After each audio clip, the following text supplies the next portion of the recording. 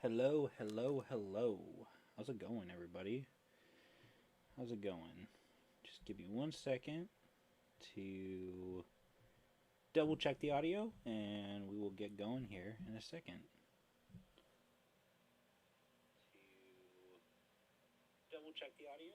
Yeah, I guess it sounds as good as it's gonna. I mean, does it sound good to you guys? Does it sound good on your end? Sounds good on my end. Yeah, alright. Hello, hello. How's it going? I do apologize that it's extremely late. This stream started out later than I was expecting to, but uh, a lot of other things happened earlier this evening that kind of interfered with that. So it happens, but yeah.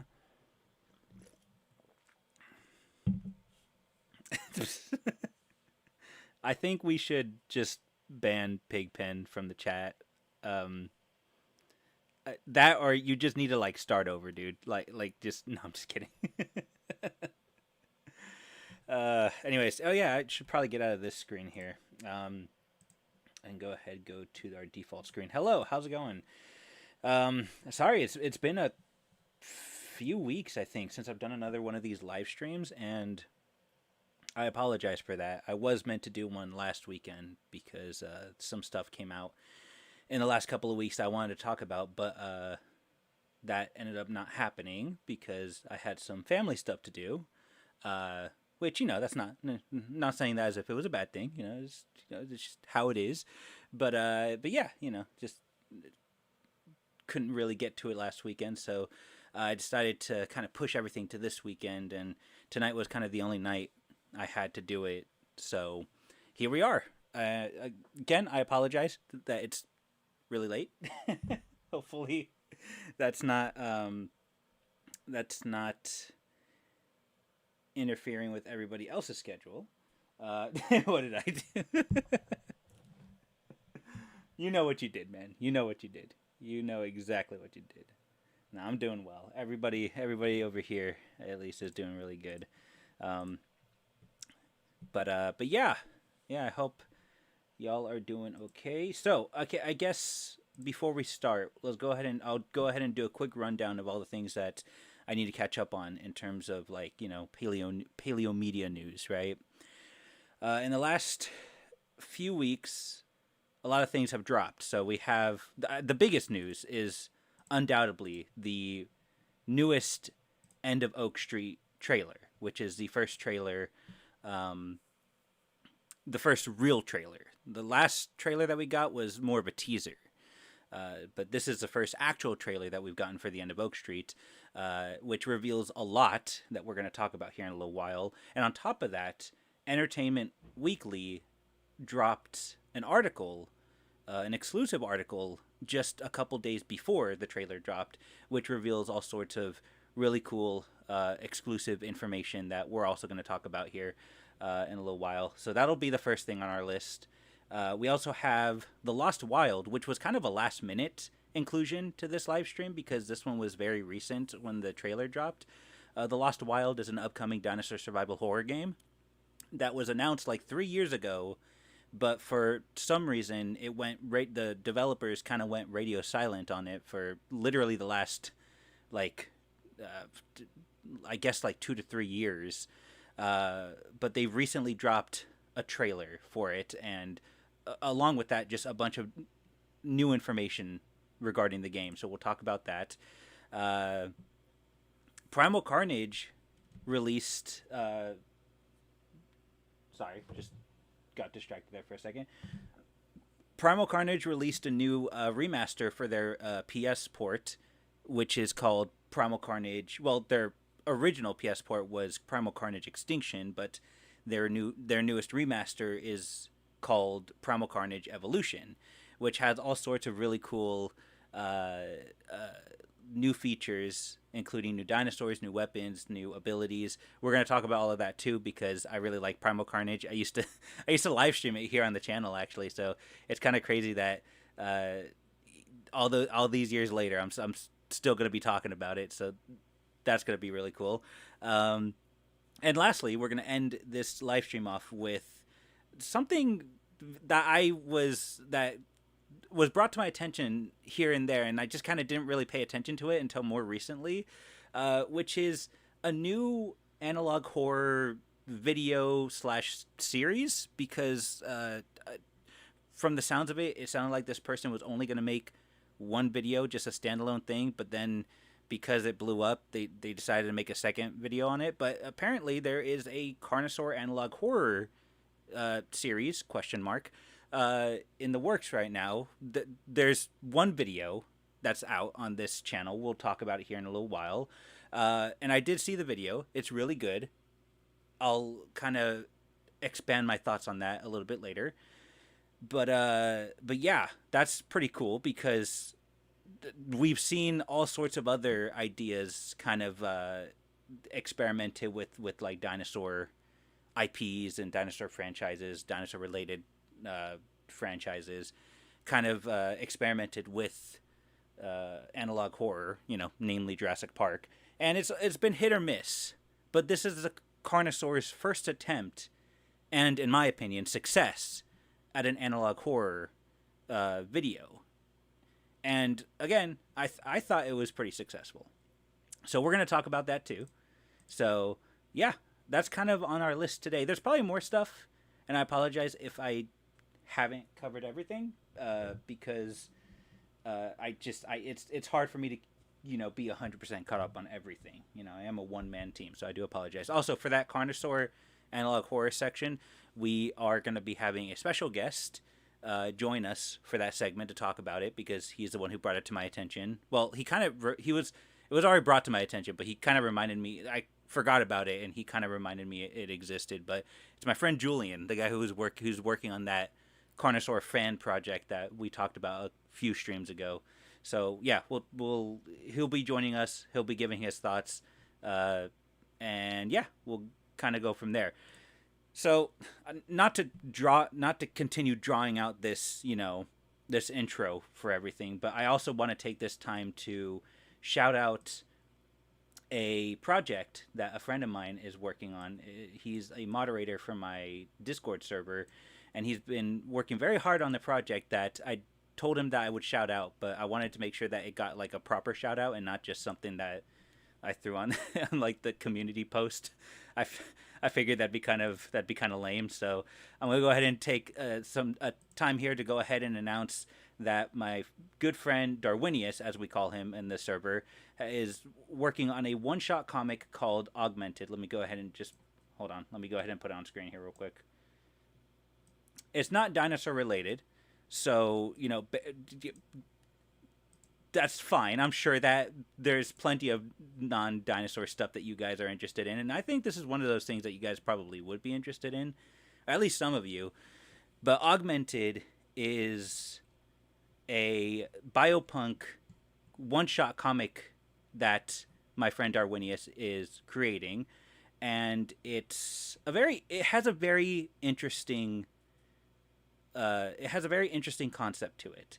So I guess like the main overview, according to the Kickstarter here, is Augmented is a biopunk action comic set over 100 years in the future, inspired by video games and anime. A very brief overview, but I guess a more expanded synopsis would be this. I'll go ahead and read it out. I'm reading straight from the Kickstarter, which is linked in the description below. So if any of this interests you, you can go ahead and support it. If not, at least share it. He'll definitely appreciate it. But I'll go ahead and read you what Augmented is about. So in the year of 2204, humanity has unlocked the power of augmentations, implanting the genes of one organism into another. As a result, a new subspecies of human has emerged, Homo sapiens augmentum. This comes at a cost, however. Sometimes the augmentations do not take and corrupt the genetic code, triggering rapid mutations, creating what is known as a chimera. All sense of self is lost as the amalgamation of animal parts, leaving the victim a bestial husk of a being. I do apologize if I mispronounce anything, because I do suck at reading, so bear with me, alright?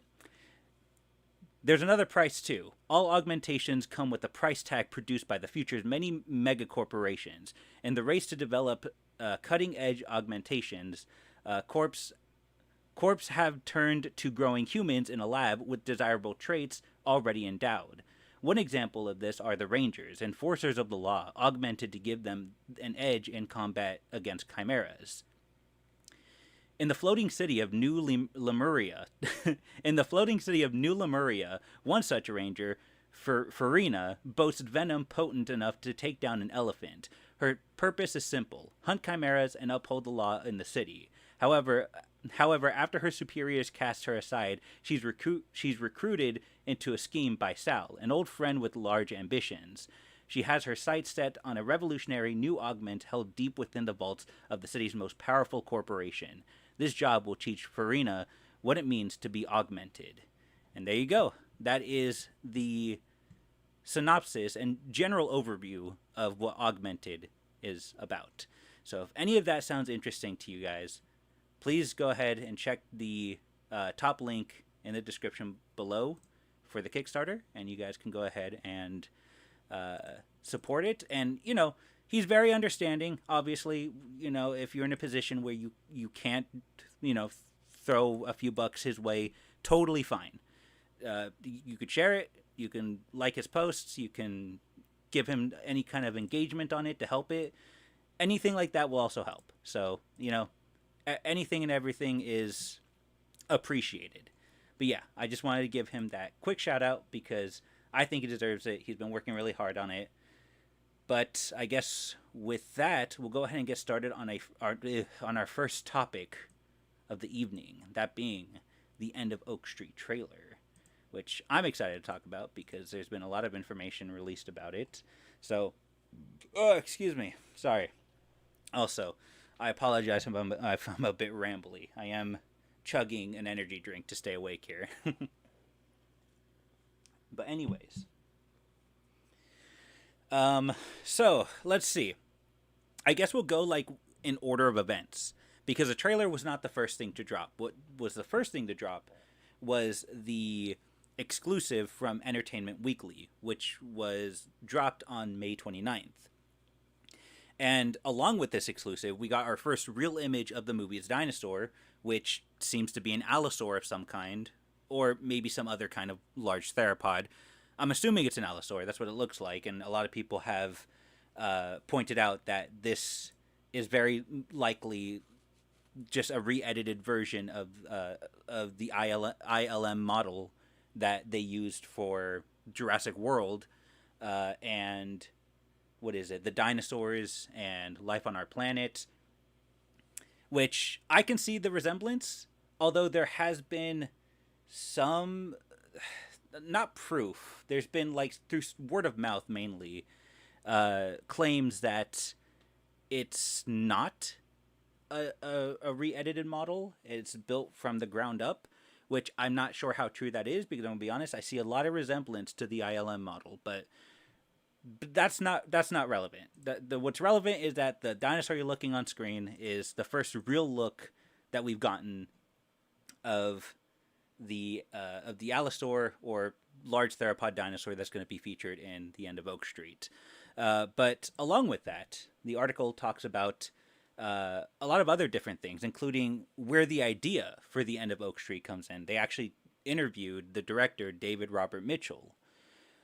So according to him, he states in the article, a few years ago, I was walking through our neighborhood in Michigan, just walking down the street, and I was passing by this garage with a chain link fence and garbage cans. And I was struck by the image of, like, it'd be really interesting if there was a dinosaur right there. So I'm not going to lie. I really like that mentality because there's like this childlike whimsy to it, you know? I'm sure that everybody here, or at least most of you guys, if you're, you know, an extreme dinosaur enthusiast, when you were younger, you probably did the exact same thing, right? You probably still do it. I'm not gonna lie. Every now and again, the thought passes by where I just look at a random, just something random in our day-to-day lives, and I'm just like, you know what? That would be like 10 times cooler if there was a dinosaur just right there, chilling, you know? Obviously, that's how I think now. When I was a kid, I would just full on, you know, imagine dinosaurs everywhere around our modern world.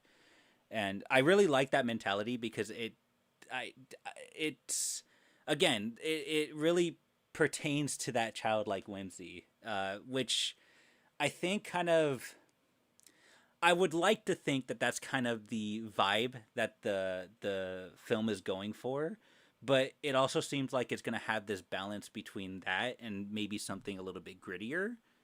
It's kind of hard to tell right now because not a whole lot has been revealed, even in the trailer. Uh, but yeah, I mean, I kind of like where he's going with this just idea, like as far as its origins go. I like where it's going so far. But obviously, you know, this is going to be a movie that's not just about the dinosaurs.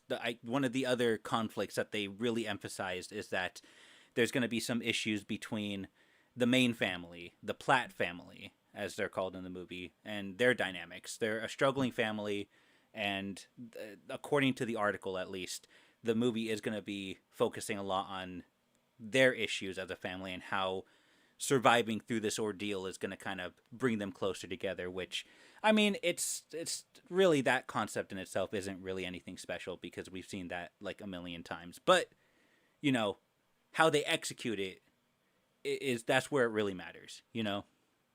But uh according to my notes here, I I did I did say that Jurassic Park is inevitably mentioned during the interview, which it is. That's not wrong. According to Mitchell, he does talk about Jurassic Park here, but he doesn't. You know, I do appreciate that he kind of kept it brief because he doesn't make it like, even in this section, he doesn't make it like the sole focus of it, right? He says, just like anybody, the first Jurassic Park movie I absolutely love. But for me, my language of dinosaur movies goes back much further. I'd be lying if I say that that isn't a movie that I absolutely love, because I do. But I wanted to do something different. So some of the things that he's taken inspiration from, uh, you know, projects before the Jurassic Park, right?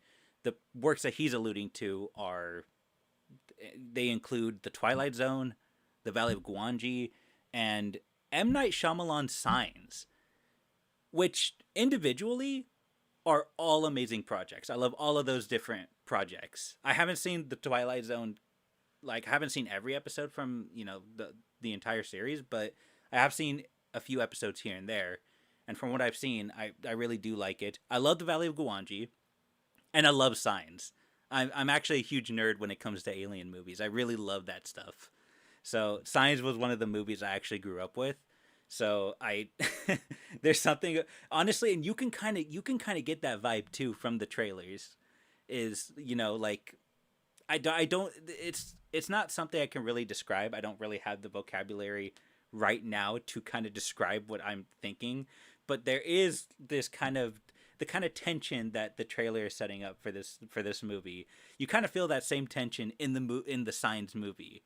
And that, I think that's why I like it. I think that's why I'm so like, it's so alluring to me, because I really like Signs and how they decided to handle the aliens in that movie. By the way, if you guys haven't seen Signs, anybody in the comment section hasn't seen Signs, highly recommend you go watch it. It's a good movie. It's one of the better alien movies out there. Um, Damn, now I kind of want to talk about alien movies, because now Signs is reminding me of another alien movie that I really love, Fire in the Sky, and now I kind of want to talk about that, and because it kind of has the same vibe. But no, okay, we'll continue. I love alien movies. I really wish we could just, let's just change the channel. It's no longer Dino Diego. You know, it's Alien Diego.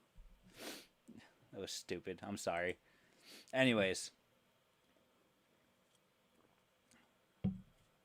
Oh, hey, Julian's in the chat. I'm sure that he's definitely gonna be. Yay! Somebody's actually like praising the fact that I mentioned Fire in the Sky. That one, yeah, it is free on YouTube. That's how I watched it. Like I don't know if it's like been free this entire time, but it was free like 3 years ago, 4 years ago when I watched it for the first time, and it was great. That's the first time that uh, I sat down to watch it, and it's been like one of my favorite Alien movies since then. We need an Alien dinosaur movie, dude. For real, that would be so cool if we can get another like Alien dinosaur movie. Like even if it's just aliens visiting dinosaurs, it doesn't have to be like alien dinosaurs. Like, you know, give the concept of 65 another chance. Just don't make another 65 movie. You know what I'm saying? Um.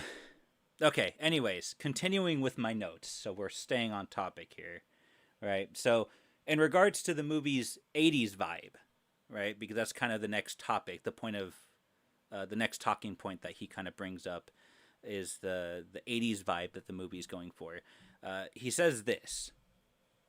It's the merging of character with spectacle, the way that I think some of those 70s and 80s movies did really well. There are moments of drama, of terror and suspense, and humor. It really does move through the range.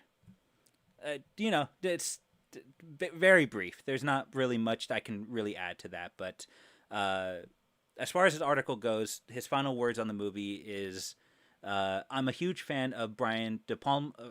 I'm a huge Brian De Palma fan, and I love a split diopter shot.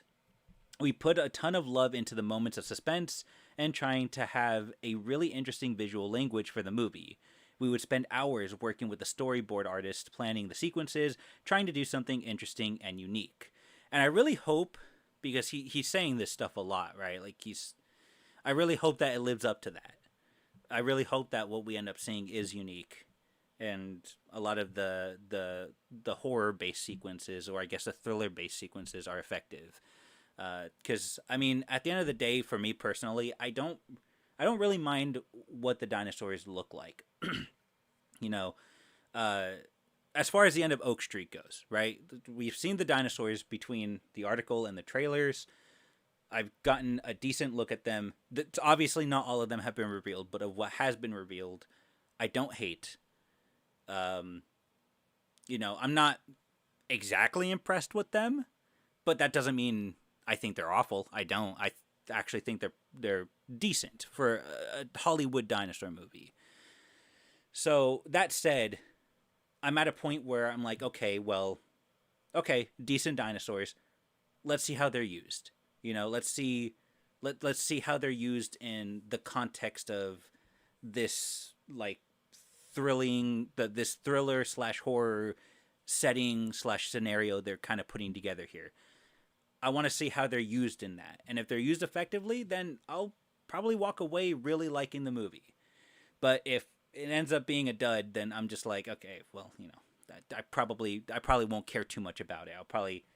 I don't think I'll give it the same treatment as 65, because I'm already a lot more excited for this than I was for 65. But, you know, that's kind of where I'm standing as far as the end of Oak Street goes. But yeah, I guess as far as the article goes, that's kind of the gist of what they talk about. There's all that exclusive information from the director himself.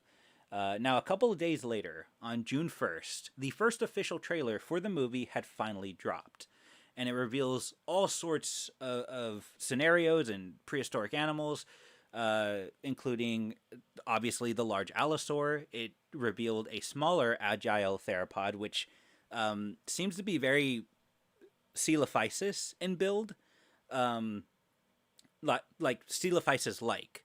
I'm not saying it's an actual Coelophysis. Actually, the people have been debating like whether or not, you know, the end of Oak Street will like reveal these names like in the movie, which I mean, maybe, but I personally don't really see it as a big deal. It would be nice if they released supplementary content that kind of revealed the names of these dinosaurs. I would really love something like that. Like if they had like a I guess an art book maybe, kind of talking about like the breakdown of the designs, and they can use that as a way to kind of further explain the names of these dinosaurs. But really, that small theropod dinosaur that shows up in the trailer could be any theropod dinosaur. You know, to an average person, they'll just call it a raptor. You know, but this could be a good opportunity for them to be able to give like an actual an actual name that, like an actual name that makes sense for the dinosaur, right? But along with that, there's also the reveal of pterosaurs, which seems to be uh, possibly a type of Rhamphorhynchus, or at least something of the like. It's again, obviously there's no names given in the trailers. We're kind of just left to guess. But at the end of the day, like whether they're revealed in the movie or not, I don't think that's a big deal. Uh, Again, would be cool if they did it maybe in a different form of content, but I don't think it's necessary for them to have to reveal the names in the movie. I think I'll talk about that more here in a little bit because I kind of have more, like I have more of an idea, like I have more thoughts on it, but I don't want to like. It's kind of getting in the way of the notes here, so I apologize. Um, at some point in the trailer, it also shows uh, the tail, quite literally the tail end of a dinosaur, which it seems to be a spiky tail, and then later on, it shows footprints, and both of these details could indicate the inclusion of maybe a herbivorous dinosaur, like a large herbivorous dinosaur, maybe an armored one, like a type of ankylosaur. Maybe it's a sauropod. I don't know. Maybe they're two separate dinosaurs. Uh, I don't know, but uh, that seems to. There's glimpses of other dinosaurs that show up in the trailer. There's one that seems to be that seems to have like shorter hind legs and uh, arms that are like very close to the ground. So that's left people to kind of guess that maybe it's a Spinosaur of some kind. I don't really know. This is just through word of mouth, okay? I'm not trying to confirm anything, right? But I mean, if there's a Spinosaur or a dinosaur like that included, then it does kind of make the time travel thing a little bit weird, just because it'll show that they don't really care too much about like the geological time periods, right? Which is not really something that most Hollywood dinosaur movies have cared about in the past. But you know, up to that point, we could assume that it takes place in the Jurassic era because the dinosaurs shown that, so far at least 100% confirmed, or sorry, 100% revealed, could be concluded that maybe, or not concluded, but at least be guessed like, hey, maybe these are Jurassic like era dinosaurs, right? So we can place the time period that they've time traveled to be the Jurassic period, but maybe that's not the case. Maybe it's a case of like multiple time periods kind of time traveled to one like section, like one area of time and space, right? So maybe it's multiple dinosaurs from different eras, right? Or maybe they just didn't care about the geological time periods, right? Because that's also a thing that they don't really care about. But yeah. Anyways, that's kind of what they revealed. That's pretty much what they revealed in the trailer. They revealed a lot of action though, so that's at the end of the day, I think that's what's gonna be the main draw for a lot of people, is like the dinosaur action, right? Of course, for us dinosaur nerds, we're probably gonna pay attention to other aspects of it. For me, really, I don't care too much about the specifics. Like, I don't need them to name every single dinosaur species in the movie. I don't really mind that they're redesigned. Like, the dinosaurs are, if they're redesigned, I don't mind that the dinosaurs are re-edited models from the Jurassic films, because I've never really hated the Jurassic film models. Sure, they're definitely not the best, and they definitely need like a little bit. For me, they definitely need like a glow up, but it was obvious that the Jurassic franchise wasn't going to do that, so it's like, well, this is kind of the glow up, right? Where it's, yeah, it's a re-edited model, but I think it still looks pretty decent. Personally, for me, I do really like the gnarly style to the Allosaur, because it's very scarred and it's very ruffled with its feathering and its plumage. And I overall, I think the gnarly style I think just over, like, when you consider how that gnarly style has been used in the past, it's been very hit or miss. So I think, all things considered, I think they did a pretty good job with the Allosaurus. Um, I also, but the main thing about the trailer is I really appreciate that they're keeping other dinosaurs pretty hidden from the audience, because it doesn't, it'll give us a reason and give us more of an experience in the theater when we go and watch it for the first time, right? Uh, but this is just the first trailer. I can only hope that they can maintain that as we get closer to the release. But I don't know. I don't really have my hopes too high, so I guess we'll just have to wait and see. Yeah, but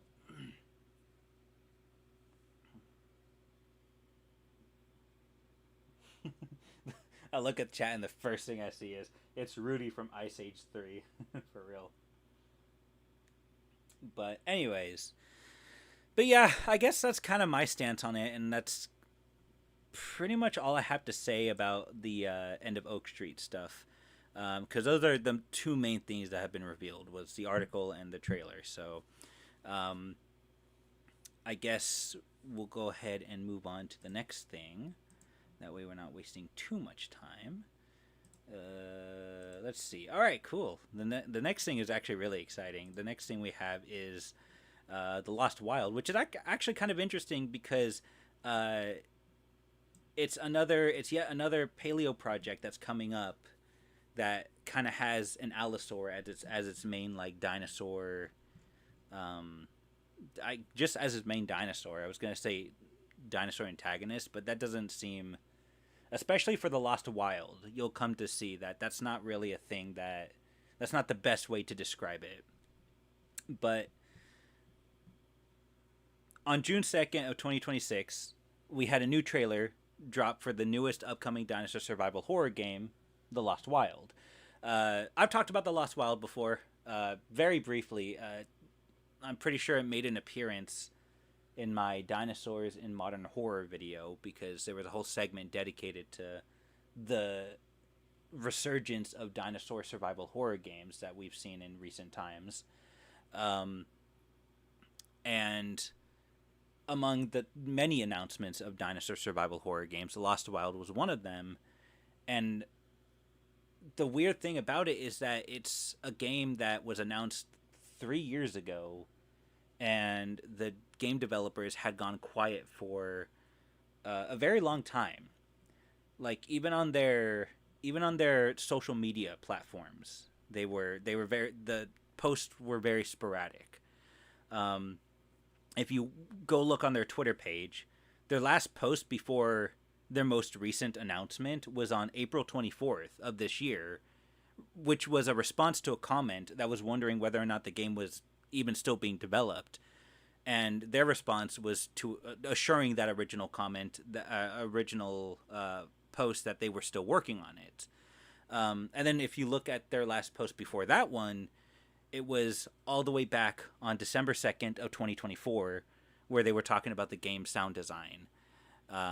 So, yeah, again, very sporadic posting, not a whole lot going on.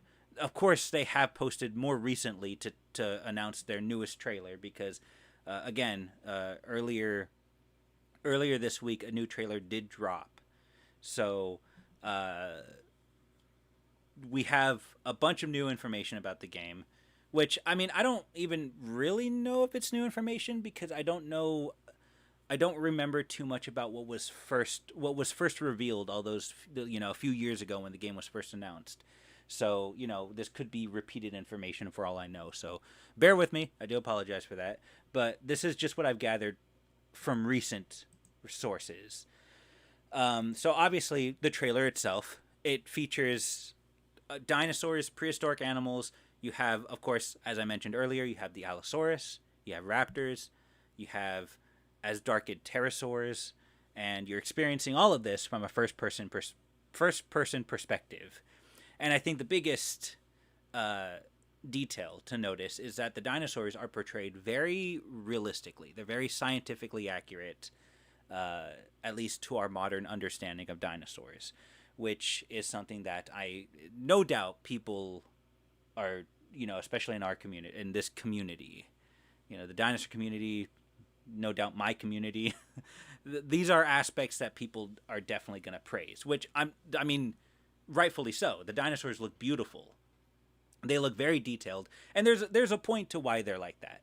There's this big emphasis that the developers have had with the game, that they really are trying to portray their dinosaurs as animals and not monsters, which I think is a very admirable way to approach it, because obviously that's for a lot of creators, especially in mainstream, pop culture, that's not, obviously they haven't always succeeded in portraying dinosaurs in that way. So to have this really high quality project portray dinosaurs as animalistic, realistic, scientifically accurate, it looks great. I don't really tout myself as somebody who's like all about scientifically accurate dinosaurs. For me, I'll take whatever. I'm really not picky. I don't mind. I really don't mind dinosaurs that aren't scientifically accurate. I do like movie monster dinosaurs. I like retrosaurs. I like outdated designs. I don't, I'm not one of those people that get all hot and bothered by outdated designs and call it cursed or weird, or like, yeah, it's a little weird, but like it's just what was thought of during that time, but there was always a part of me that enjoyed just looking at the paleo art, watching movies about them, about these retrosaurs. There was always a part of me that really liked them, right? Plus there's other games that tackle dinosaurs that aren't scientifically accurate that are still very interesting, right? Like we talked about a game not too long ago. I believe it was called Blood Maul, and it was about that dinosaur that can shoot out like these keratin spears, I think, from its mouth. And it's like, obviously from a logical standpoint, that's, spears that big coming straight from a dinosaur that's, and like when you compare it in retrospect, it's not that big. Like it's not very logical, but it's still cool. It's very creative. That's kind of why those are kind of the like not scientifically accurate dinosaurs that I like seeing in media. The ones that are at least creative and fun and interesting like that. But that said, we'll focus on the philosophy of this game because it is a very big point of topic for the game developers. But we'll get to that in a little bit. I guess as far as the details go, I'm sorry, I kind of went on a tangent there for a second. But as far as the details for the game itself goes, it's a game that's set to release in 2027 on PC and PS5. I mean, at least I'm assuming PC because it does have a Steam page, but as far as the trailer goes, it's only revealed that it's being released on PS5. So, the PC thing is more of an assumption from my part, but, take that information how you will. But according to the game's Steam synopsis, this is what it says as far as what the game's going to be about. So, according to the synopsis, it states, embark on an evasion-based survival horror experience against nature's ultimate hunters, dinosaurs. Explore overgrown research facilities nestled in a lush wilderness. Be resourceful as you evade, distract, survive, and unravel the mystery at the heart of the island. So this is actually a very kind of like broad description of the game. As you kind of research more into it, there's a lot more detailed descriptions of what the game will entail. But I think the biggest like the greatest amount of detail that you'll find is a PlayStation blog post. It's from a blog post by the game developer for Great Ape Games, which is the main developer for the game, Gary Napper, who actually worked on Alien Isolation. So on this post, he actually describes the game in more detail and what to expect from it. So this is kind of where I'm getting a lot of this information from. But the biggest thing that he is trying to emphasize is, once again, the overall philosophy around the game's design and gameplay, which is centered around portraying the dinosaurs as animals and not monsters. So, to kind of expand on this, one of the things that he's trying to approach with the game is that he doesn't want to put players in a scenario where they're just picking up a weapon and shooting the dinosaurs. Instead of shooting them, instead, he wants you to study them, basically, study their behaviors, explore the environments, and use your brain to decide when to hide, when to move, and when to run from potential threats. So, one of the things that he states in this blog post is, we emphasize tension through vulnerability. The player is not equipped to kill these creatures, although they can find tools to defend themselves. The experience avoids gamified or arcade-like systems that would undermine that tone. There are no exaggerated weak points or predictable attack patterns designed for exploitation. Instead, survival depends on observation, learning, and reaction. When encounters happen, players evade, hide, create distractions, and use the environment to escape. Which honestly it sounds pretty cool. It sounds terrifying. because like now you gotta trust yourself. Like you gotta make tough decisions to ensure your survival. And that's kind of the thing that they point out later on in this post, is that survival is not guaranteed. So, that I think indicates that not every decision is gonna work. There is gonna be some trial and error to this. So it's, again, terrifying, because when you look at the trailer with the dinosaurs and the scenario that you're gonna be placed in with them, like, all of that just sounds terrifying. But I really do like the direction they're going with this game. I think the horror will definitely be effective. I do want to get my hands on this one and definitely play it, because unlike the many other games that I remember talking about, which it probably wouldn't be fair to call them all carbon copies of Dino Crisis, because I don't think they are. But I think this game is really, really, really trying to perfect what a lot of those other games maybe failed to do, because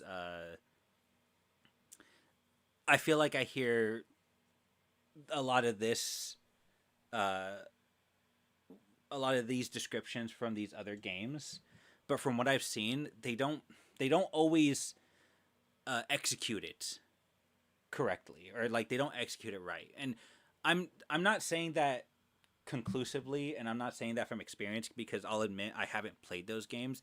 It's just based on what I see through gameplay.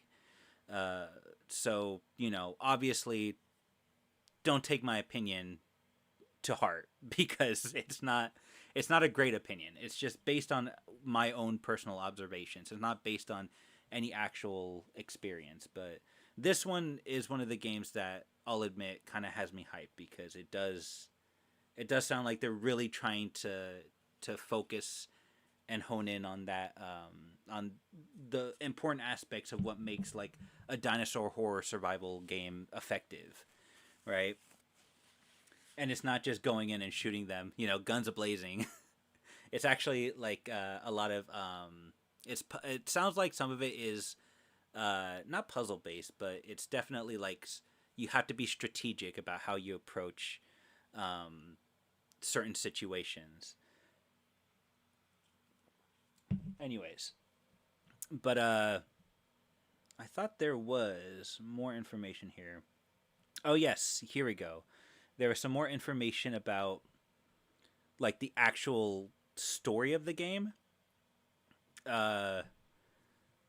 So again, if you explore the Steam page a little bit, they will kind of go more in depth on a little bit of the story, but not really. And there's kind of a purpose for that too. So, according to the Steam page, you play as Saskia, Saskia.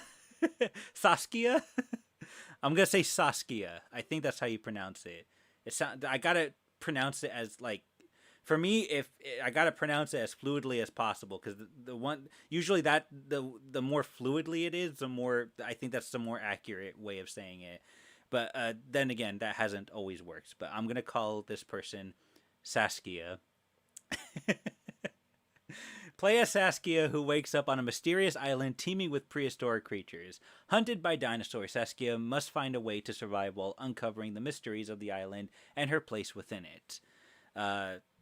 Slightly more detailed, but it also doesn't reveal a whole lot. But again, that's almost by design, because if you go back to that PlayStation blog post, Gary Napper does say that the game story isn't meant to interrupt the experience of the gameplay itself. Instead, it's meant to unfold naturally as you explore the environments, right? So I don't think they'd want to give up too much of the story if that's how they're going to approach unraveling it, in the game. And additionally, not everything is going to be explained. According to the same blog post, they do say that there are going to be some things that are going to be left up to interpretation from the players. So I like those kinds of stories. I like stories that don't answer all the questions. They kind of leave you with something to chew on, to something to think about, something to speculate about. I like those kinds of stories. So that's definitely something to look forward to as well. But yeah, I think I thought I had more on the Lost Wild, but I guess there wasn't like a whole lot of information that I thought there was. I'm gonna be honest. A lot of the notes I took, I realized was kind of repetitive, because it kind of just boils down to the same the same overall concept of what the game's trying to go for. There's gonna be a lot of sneaking around. Dinosaurs are being portrayed more as animals, not as monsters. You get to explore abandoned facilities. You get to explore jungles. Which, by the way, actually, there is one other detail about the environments, actually, that they do talk about, that I did jot down here, actually. Nice.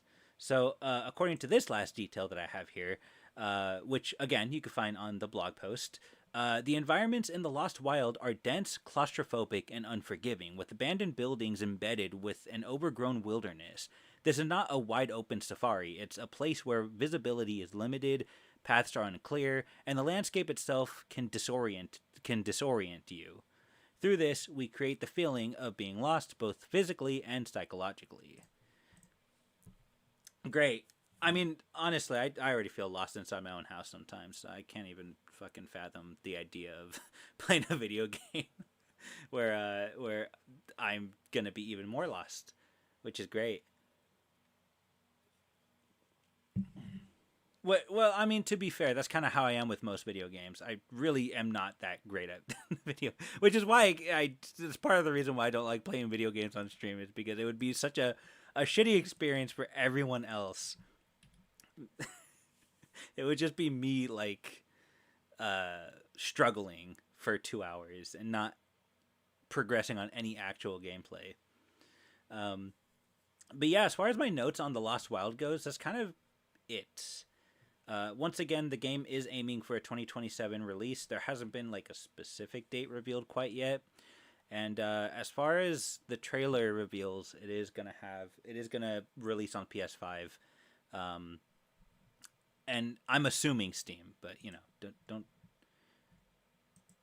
I guess take that one with a grain of salt. I'm assuming it will be, because it does have a Steam page. But anyways, we'll go ahead and move on to the next thing, which is Primal Carnage Evolution. Hold on, give me 1 second.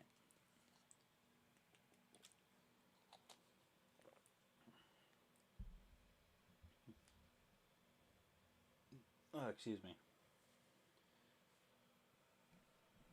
How are there still 20 people watching this stream? Do you guys have nothing better to do? Anyways, I'm kidding. Obviously, you wouldn't have anything better to do. I mean, at least if you're in my time zone, it's the middle of the fucking night, so it's like, what else are you gonna do, right? Um. Anyways, sorry. Why do I have Primal Carnage Extinction written on here? That's written twice on my notes. That's how great I am at my job. It's not extinction, it's evolution. So the reason so I kind of got confused about this because I didn't know what Primal Carnage Extinction was, but in doing research, Primal Carnage Extinction is a PS port of the original Primal Carnage game. So I guess let's start at the very beginning, right? Before I kind of dive into that, for those who maybe don't know what Primal Carnage is, which is hard to believe because it's this community. But anyways, Primal Carnage is a PvP multiplayer game, which that allows you to choose to be either a human or a dinosaur, which each side having different classes of characters, and which in turn have different abilities, weapons, attacks, etc. And originally, Primal Carnage was first released in 2012 on PC, but eventually down the line in 2015, the game did receive a PS4 port, and it was under the title of Primal Carnage Extinction. But according to the game's official site, the port was accomplished through a third party, so I guess that left the original developers very little to actually it left them very little, like they didn't really get a chance, I guess, to work on that port as much as they wanted to, with the interference of that third party. So that would actually inspire them to eventually do Primal Carnage Evolution, which is the newest port, or not the port, but it's the newest remaster to that PS4 port, which of course is for the Primal Carnage PS5 version now, because we're on the PS5 now. But this time around, the team was able to focus. The original team was able to focus on the game's remaster, and in doing so, they added a lot of different features, including new dinosaurs, new weapons, new maybe game modes. I'm not sure. It's been such a long time since I played Primal Carnage, so I don't fully remember what's included. But yeah, this is mainly for the PS5 port of the game. But that said, PC players will get a slice of this dinosaur pie here later on, because I do believe they are gonna add some of the exclusive material that you see for the PS5 port on PC eventually. Anyways, I'm getting ahead of myself though. But on May 28th, the game development company Circle 5 released Primal Carnage Evolution on the PlayStation Store for $19.99. And from what I understand, this was actually like a very sudden drop. Like I don't. There was a trailer, but I don't know how long that trailer was up before they made this drop. But from what I'm gathering, it was actually a pretty sudden thing, which is pretty cool. It's a really nice surprise. But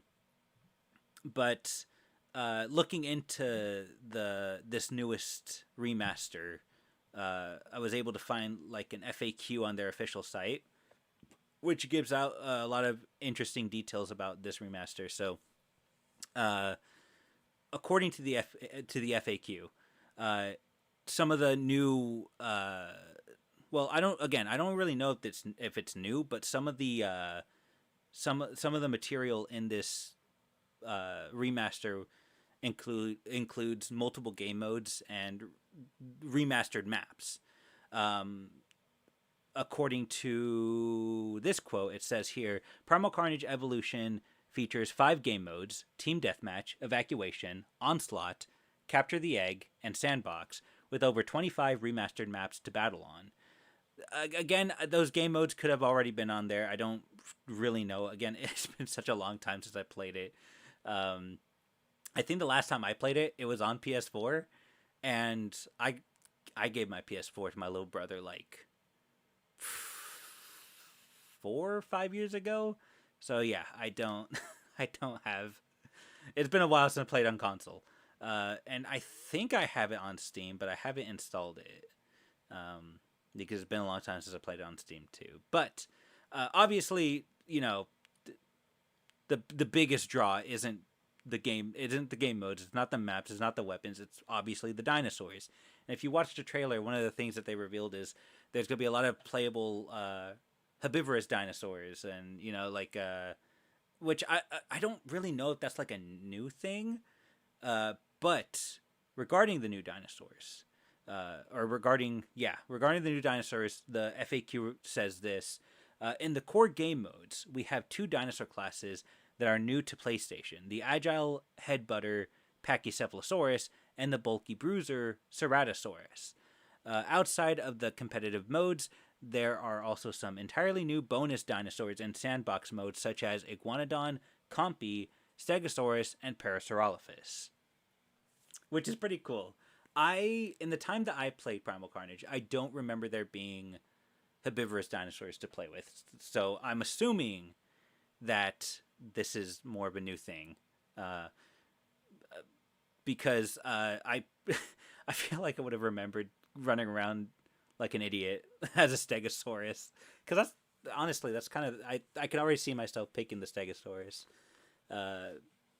but that's really cool that they're introducing more dinosaurs, more herbivorous dinosaurs, because the original roster was primarily carnivorous dinosaurs, which you had the raptor, the spinosaur, the T-Rex, Carnotaurus, the pterosaurs, they were all really cool. I'm gonna be honest, I don't think I was able to master any of those classes.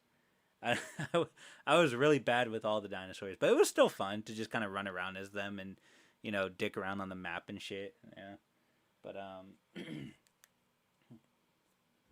yeah, don't worry. I suck at multiplayer games too. I am really not a competitive player, because I know that if I try to play competitively, I would fail so hard.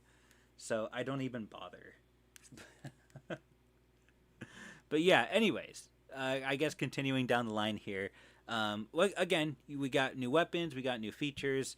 Some of the new weapons include dual SMGs, a heavy sniper rifle, a compound bow, a flame slammer. I don't even know what that is. And according to the FAQ, once again, many more gadgets, from gas mines to bear traps to zap traps. Jesus, I didn't realize how many new weapons they actually had there. That's actually kind of cool, though. I mean, I can imagine using that and actually succeeding in it will be very satisfying for players. I'm very interested in what they mean by the flame slammer, but I'm wondering if that did I jot that I can't speak. Did I jot that down right? Because that sounds very weird. So new features though. What do we got for the new features? There really isn't a whole lot of new features. Entirely new features that will appear first on PlayStation include the announcer and skill systems, along with 200 plus collectible intel docs that dive into the backstory of resurrecting the dinosaurs, which I think that last part is probably the most interesting of the newest features, because it actually ties in a story with Primal Carnage, which is, I mean, obviously when it comes to multiplayer games like that, any kind of story that's added to the game is kind of put on the back burner. So it's not really something that takes priority, because at the end of the day, you're just picking sides and battling and just playing a multiplayer game. It's that's kind of what takes priority over when it comes to games like those. But I think that's kind of cool that you can piece together a story. I don't really know if it's even supposed. I don't really think it's gonna be like a linear thing, but I think it's gonna be more like isolated events that kind of loosely put a story together, and you kind of fill in the rest for yourself. But in any case, I think that's a cool detail. But as I said earlier, if any of this sounds cool to you and you're not a console player, uh, don't worry, because according to the FAQ, it does sound like PC players will be getting a lot of this new stuff later on. Um, According to them, they state, if you are a PC player, almost all of the new content and upgrades found within Primal Carnage Evolution will be added to Primal Carnage Extinction as free updates via Steam in the coming months. The only exception being certain features that are specifically console only, such as virtual currency, which I don't think that's a big deal to most people. So, um, but yeah, that's kind of all I have for the Primal Carnage stuff. So that stuff interests you. By the way, I've been doing such a bad job, kind of pointing out the fact that all of this stuff, if you want to learn more about it, will be in the description down below. If you want to explore more for yourself, I've left all the sources that I've used in the description. That way, if you're interested enough, you guys can find where to get these games. You can find where to find more details about them. But yeah, I think that's pretty much it for Primal Carnage. There wasn't a whole lot. I honestly do miss Primal Carnage. Doing all of this research for it for this segment makes me kind of want to play it again.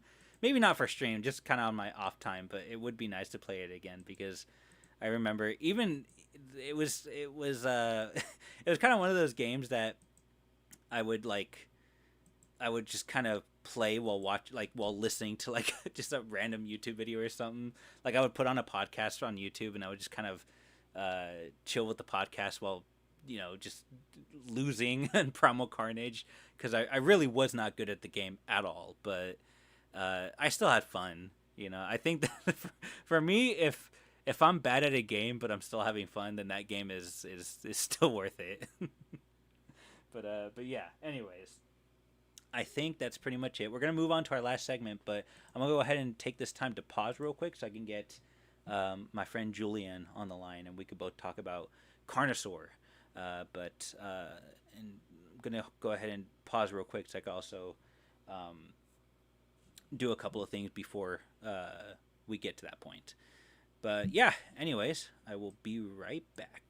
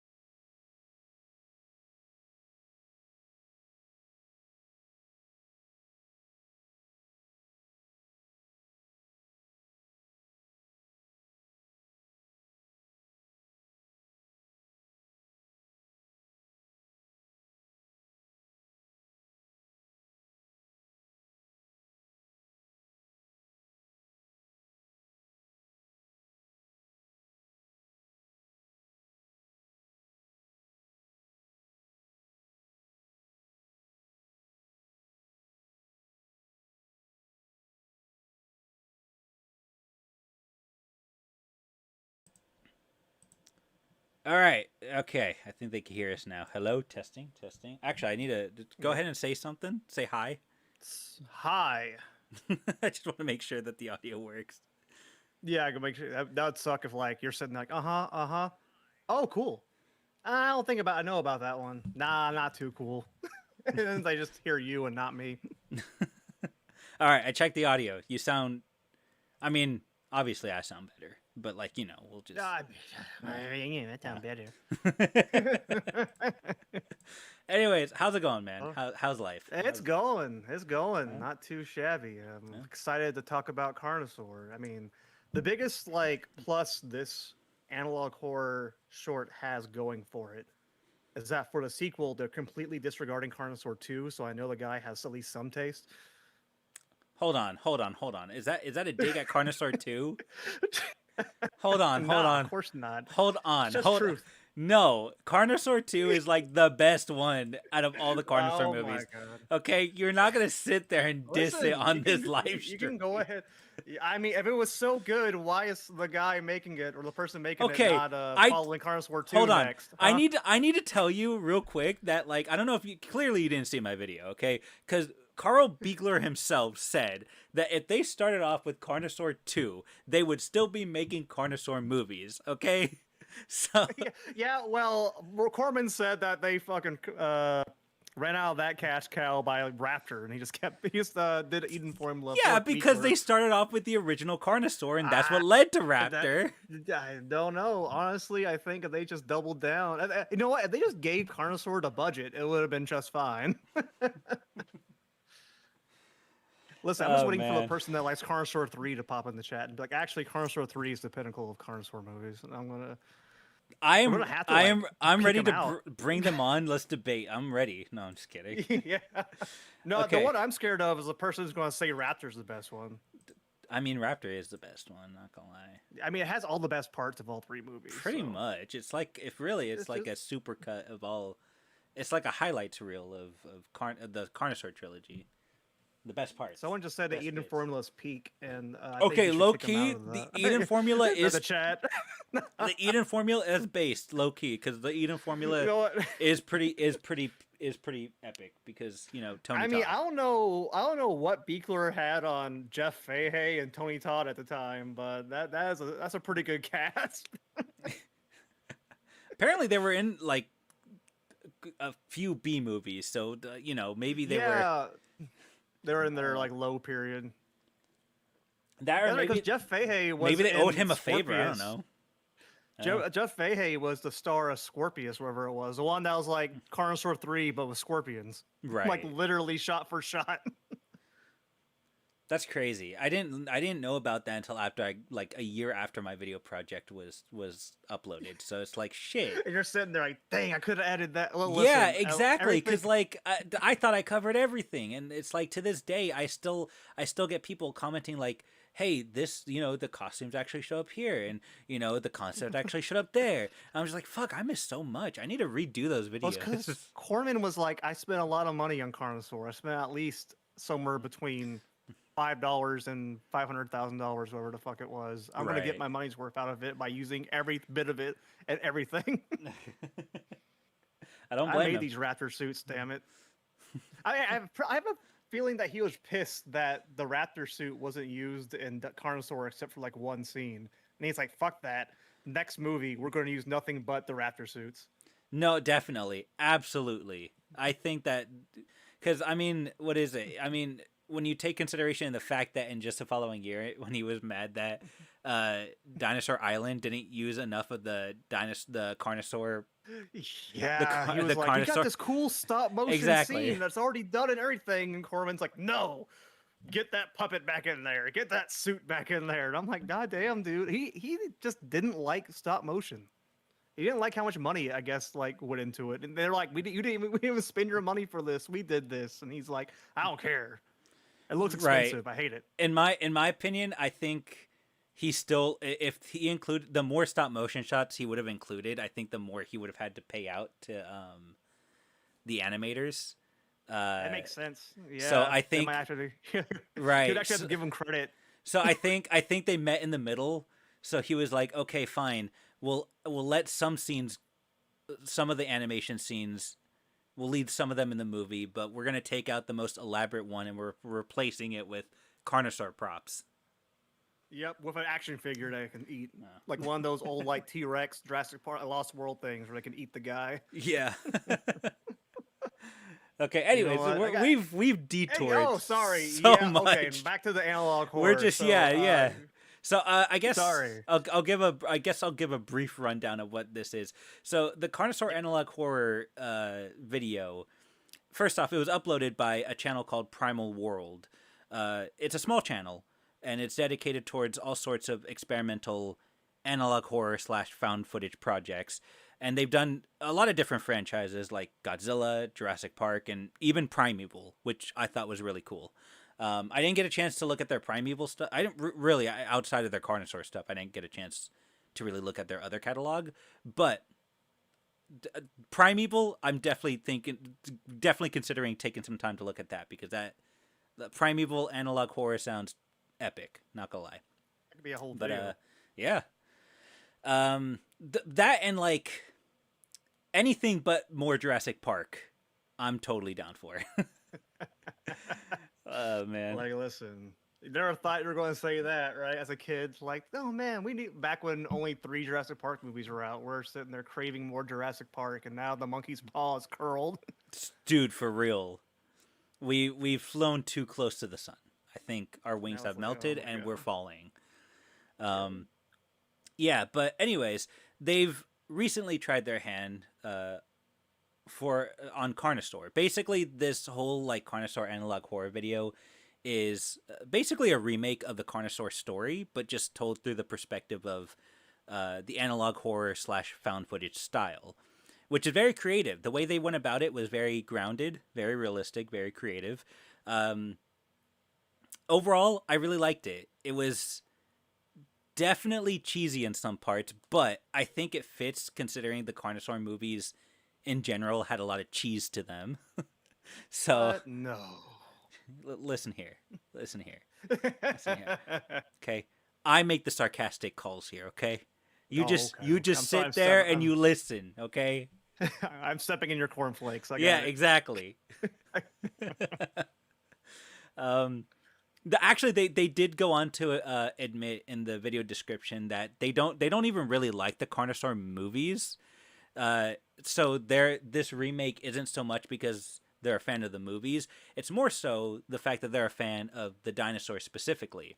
So and their overall designs and the work that Carl Beekler did for the the practical effects of the dinosaurs. So you take that and then you can obviously it makes sense that some things in the video are kind of tweaked from the original story of the first Carnosaur movie. Certain elements are completely axed, including the disease that impregnates women with dinosaur eggs. That's definitely Fucking cowards. Honestly, I do, because that's one of the few things that makes like the Carnosaur movie very unique. Is the inclusion of that of a concept as bonkers as fucking a disease that impregnates women with dinosaur eggs. Like, what other movie has done something like that?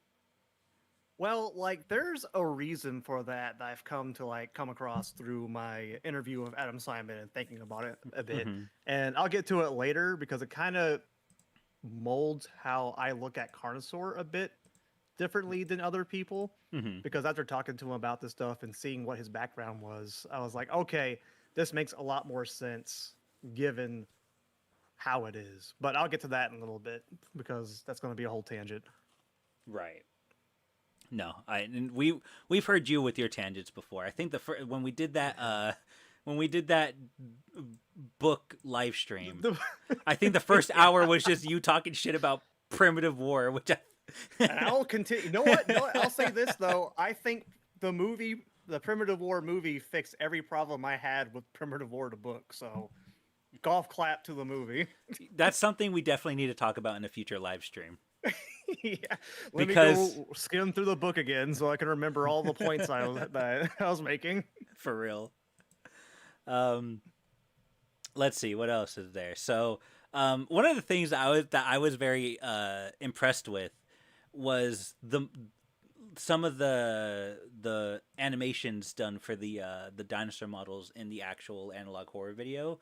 And at first I was like, damn, did these guys make these models, or like are these pre-existing? Because like if you look on YouTube, you can find Oh yeah, green you screen. can go on. You could like download green screen, like dinosaurs in front of a green screen that are just kind of moving around.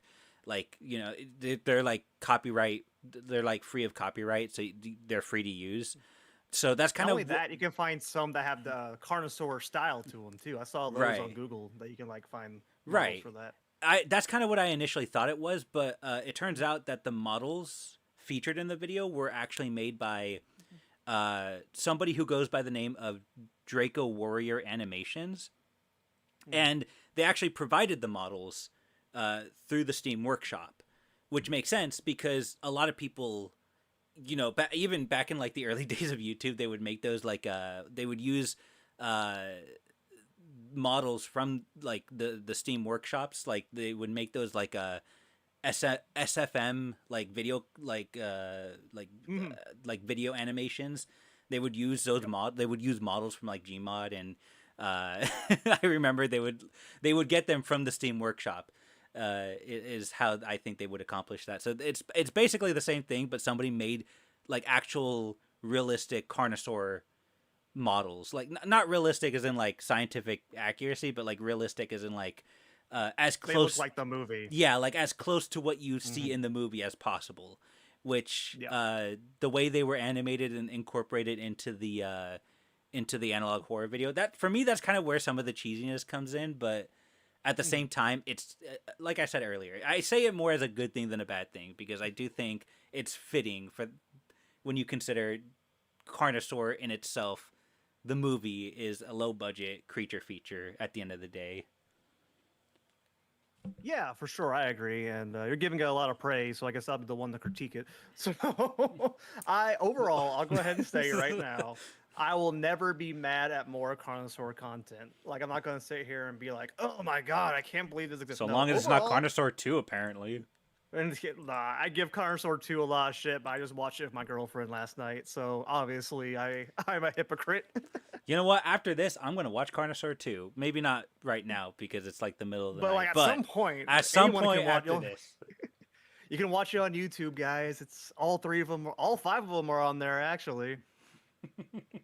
But no, and I really the strengths of this analog horror to me really come from their interpretation of the story. I feel I like their ideas of like, oh yeah, no, a mining town is being overrun by four dinosaurs that were created by Eunice or whoever the company is in this analog horror.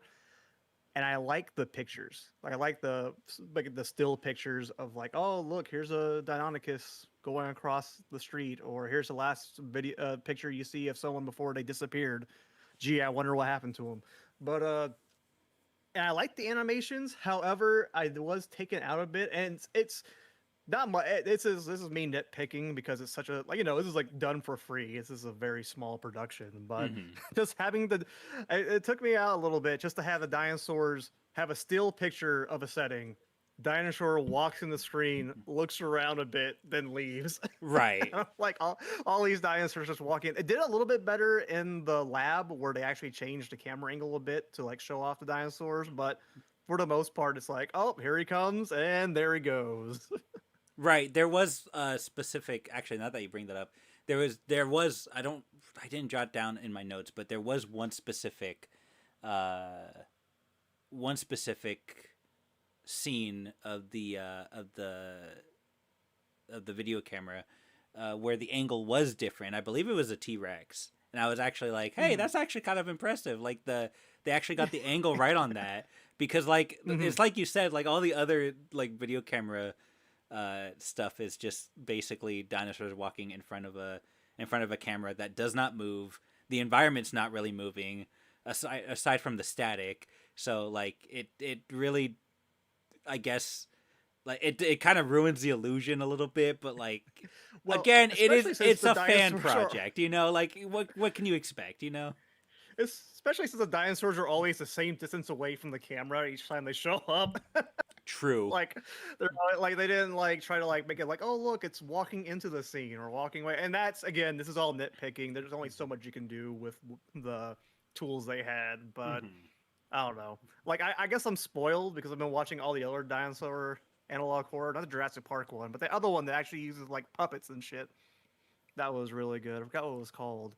Is that But the guy prehistoric actually did. emergence or is that a No, different one? Prehistoric Emergence was the one that was doing Blender, right? It might have been. Shoot. The other one, Hollow I forgot. He's in Birds? your Discord. The guy who made it's in your Discord, and No, I know who he you're was. talking about, and I feel bad that I can't fucking. I feel bad that I can't remember it. Listen, okay, ever since my dinosaur in modern horror video, so many people have come up to me being like, "Hey, you forgot like this YouTube series, this dinosaur horror YouTube series. You forgot this one. You forgot that one." And I'm just like, "You're right. I did. I'm sorry. At the end of the day, I was focusing on like the main ones that are talked about. These ones haven't really hit my radar quite yet. So I've jotted them down somewhere. I couldn't tell you where because I have like an endless unorganized like list of documents that are just that have all sorts of notes in them that are again unorganized. Like I've made all my the job stuff that you need to talk about. exactly. All the stuff that I need to talk about is everywhere. God, you should see my desk. My desk has fucking it's a mess. There's Nothing but dinosaurs, just fucking lines going everywhere, sitting I there have trying to dinosaur like make all books this shit. and movies everywhere because I was ripping discs so I could use clips for a video. I have dinosaur books everywhere because I'm trying to scan pages. There's cough drops on here because I was fucking dying one day. There's You're like, I post-it still gotta notes. talk, damn it. There's empty water bottles. It's a mess. It's a mess in here. I am a absolute mess right That's now. what we call a successful day. That is what we call someone who is striving for success. Is when they are so focused on what they're doing, cleanliness is not even a fucking concern. It's the unfortunate life of a wannabe creative. There you go. You see, I know that very well. Do not worry. But Pickens, no, it wasn't Weird Birds. I do love Weird Birds. Weird Birds, I think, might be one of the better analog horror, even though it's just like what tweets and pictures. Yeah, with like occasional videos here and there. Yeah, like I thought that one was really good, but no, it's a different one where they actually like there's like one where it's like one of the dinosaurs has like a flesh-eating sickness and it's like moving and it's like a puppet and it's like really, really good looking. Damn, given it what sounds is. familiar when you say it, but I genuinely cannot remember. Yeah, You say he's on my Discord got server. Hold on. Now I'm curious. Hold on. sitting there like we're both just gonna go look up like what is it? I know it's called something. I mean, like, let me see. I sent him a message and he never got back to me. Let me see if there's anywhere around here. Paleo Void. Paleo Void, right there. Void. It's right Yeah, there. there we go. Yeah. Wow, yeah. you're really that last part really sounded like passive aggressive. No, I'm just kidding. Yeah, that's in there. Like, yeah, he never got back to me. I Yeah. wanted to feature his shit. Listen, everyone gets fucking busy, dude. I don't believe hold that they've- against anybody. I could be wrong because I have been approached by a few different people. I haven't kept track. I'm going to be completely honest with you. I believe they did approach me talking about their series, which I do plan on talking about at some point. You haven't talked about it yet? You call Listen. me the asshole? Listen. First off, you're goddamn right. This is my show. I can call you whatever the fuck I want. Second off, can't argue with that logic. I do plan to make an addendum to that dinosaurs in modern horror video because there is a lot of stuff that I missed in the 2 hours that I talk about dinosaur horror in the modern day. I did miss a few fucking things. Series, man. There's so much shit out there. I know, and it's only growing Especially because especially people. if you dive into the dinosaur literature market, there's going to be no shortage of any of it. Well, There's so yeah, many. but like, to be fair, I did say in the video, I was like, okay, we're gonna focus on like visual dinosaur horror, But even then, I missed out on, like, if we're talking just indie projects, there's still, like, all the indie movies that I didn't talk about. There's all these new analog horror things coming out. Since then, there's been like 10 different dinosaur survival horror games announced. So like, there's tons of no one stuff. else is doing it. We gotta do it. Yeah, I know, right? Nobody's giving these guys props. I know, right? The studios aren't making dinosaur shit. We're lucky to get one a year, like every other couple of years. I'm surprised I got Primitive War in of Oak Street within a 2-year time frame. I know, right? I mean, I guess we should. I guess, you know, knock on wood or something, because I can't. Here's hoping they do well. I know. Yeah, I can't imagine they're gonna keep going with it. I know Primitive War did well enough to get a sequel, so they're working on a sequel movie to that one. Oh yeah, that is true. Yeah, I did. So instead of a $7 million budget, it's going to have a $7.5 million budget probably. So, who has to read the Carnosaur? I've read the Carnosaur book. Thank you very much. Unless you're not talking to me in that case. I didn't. Whoever you're talking to needs to read the Carnosaur book. I didn't read it, even though I did a whole retrospective video on it. I didn't read it. You didn't read it? No, I did read it. Of course, I read it. How am I gonna do a retrospective video and not read it? You just read the Spark Notes. I got the gist. Wait, you're telling me there were Spark Notes? You're telling me I could have cookie cutted around that whole video? I could have just bullshitted. I spent 2 months of my life straight just working on that video. 2 videos, I'm technically. Actually back to the analog horror. You're right. Video we're supposed to be talking about. I'm actually surprised with how much they took from the movie and not the book. Like usually when people are doing fan projects, the Carnosaur, like all 4 of them, they usually revert back to the book for their ideas and not so much the movie. So I appreciate them. Yeah. Sorry, continue. I didn't. I appreciate them actually using the movie. Right. They did actually. That was.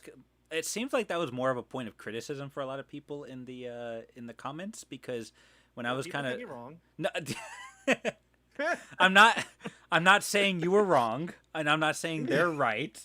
But what I am saying they're wrong. What I am saying is that from what I've observed, okay, Julian, from what I've observed,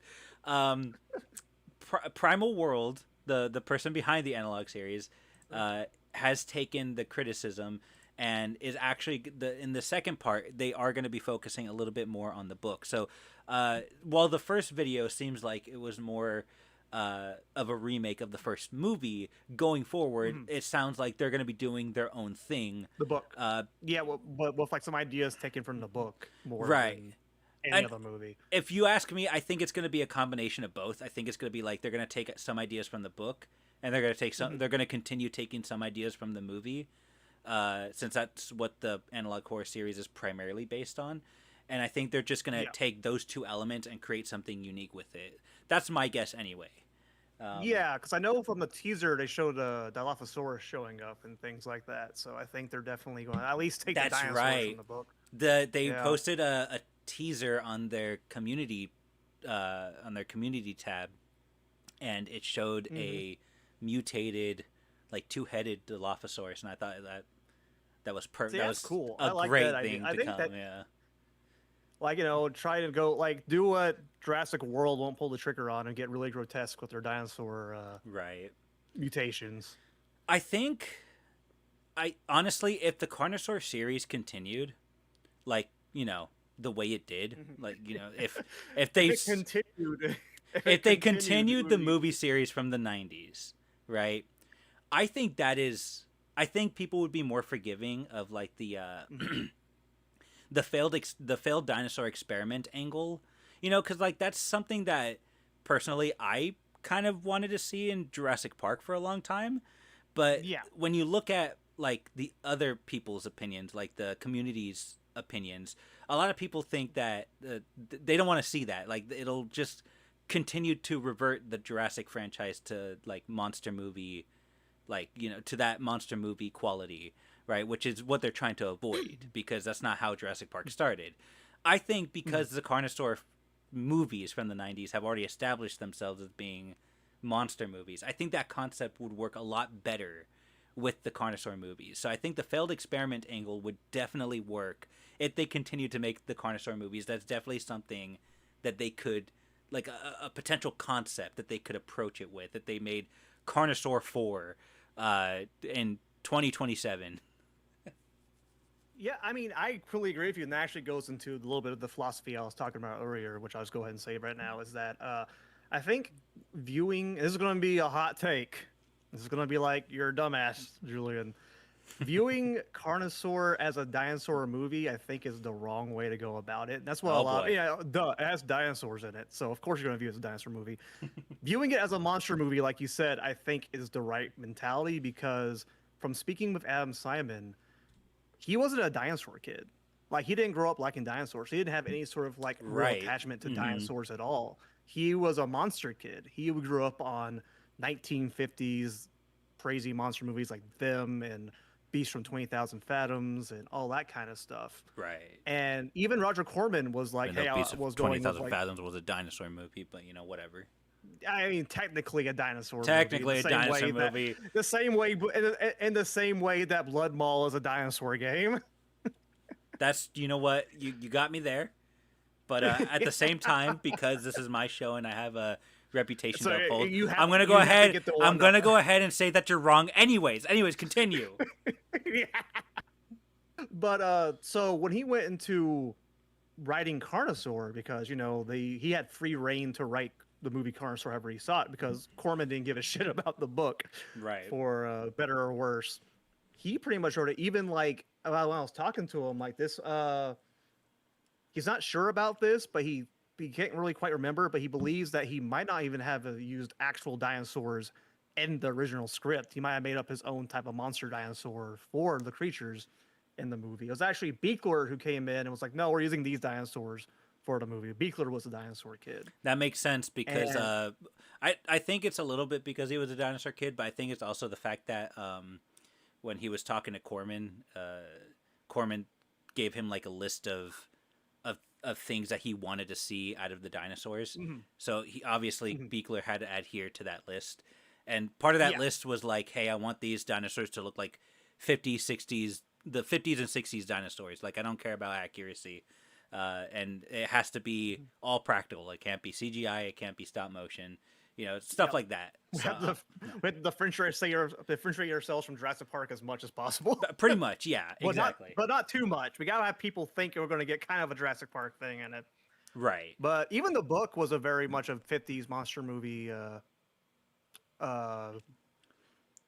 homage, if you will. However, I would argue that the book, I think it was more like a satire to it. Yeah, because it was very it's very tongue in cheek. When you read the book, the dinosaurs did not as many kills as like the big cats that escaped. Like, the big cats killed more people than the dinosaurs did, save maybe the plesiosaur at one part, I think. Right. Like the megalosaurus gets run over by a truck, and the trucker gets attacked by a lion or some shit. Like the big cats are killing more people. Right. Like, even though it was by design, it was meant to like subvert expectations. Yeah, where they're showing that the dinosaurs are just kind of like animals in this one. Right. Even though the fucking Deinonychus is like a slasher villain. He's the one that's not a fucking animal. He's a monster. For real. Karate kicks. Karate kicking a fucking kid's head off and shit like that, crushing her skull. But I would argue that Bronson had more reverence towards dinosaurs than Simon or Corman did when making their movie Carnosaur. Mm-hmm. And you can kind of get into that because there's a lot of homages to monster movies in Carnosaur, more so than dinosaur movies. Like, I think the only dinosaur movie that plesiosaurs are dinosaurs. Yeah, you are technically correct, the best kind of correct. But the only homage that we talked about was the standoff between the sheriff and the Deinonychus was kind of like a tip of your hat to Valley of Gwangi, Cowboys versus Dinosaurs, and that one, which is one movie he liked to watch. Right. And he liked watching King Kong too. I think it's like the only two dinosaur movies we really talked about. Mm-hmm. Everything else, like the birthing of dinosaurs, like coming out of people's stomachs and stuff, that was very much an homage not only to Alien but to Humanoids from the Deep and The Terror Within, which was made by a contemporary of his at the time. He was kind of following that trend that Corman really liked, which was we're going to rip off Alien every chance we get. The the dinosaurs carrying a virus was very much, I believe, an homage to, again, Beast of 20,000 Fathoms, because that was very much a plot point in that movie True. near the Very end, where it's true. like, oh no, we can't hurt the Rhedosaur because it's sick and we get flu-like symptoms and die. Sounds familiar. Though that was also an homage to the Andromeda strain and plague movies like that. So there's a lot of stuff in Carnosaur, the movies, DNA that Simon put in there. And dinosaurs were only a very small part of it compared to everything else. He was more inspired by them as far as like the more mystery of like other people trying to figure out what's going on is going. He was inspired by the Andromeda strain. He was inspired by the crazies and monster movies. Like dinosaurs were kind of just the stipulation more than something that he was at least from how I understand it talking to him, it seemed that there was more of a stipulation more so than something he was thinking of beforehand. Right. Like the dinosaur. Well, I mean, like dinosaurs were just the baseline because Corman knew Jurassic Park was going to be released, so he's like, okay, Exactly. we gotta find a dinosaur book, or we gotta find like a dinosaur. Yeah. We gotta find like a dinosaur IP that we can make really quick, and then he found Carnosaur. Right, like the trend just happened to be about dinosaurs, right? Like you could have he wasn't he wasn't he could have made a bug movie, but he wasn't like a bug kid, right? Like it's the same kind of logic, right? Exactly. You write to what you know, and you also have to incorporate what the producers want you to have in there. Right. So interesting thing in the comments right now. Chaotic yeah, I saw that. Mentioned the Carnosaur book, which I'm actually in, by the way. Hey, so am I. Mentioned, yeah, we're both in there. And so yeah, is Brandon hey. Tennell. Have either of us talked to that man? I don't care. No, I'm just kidding.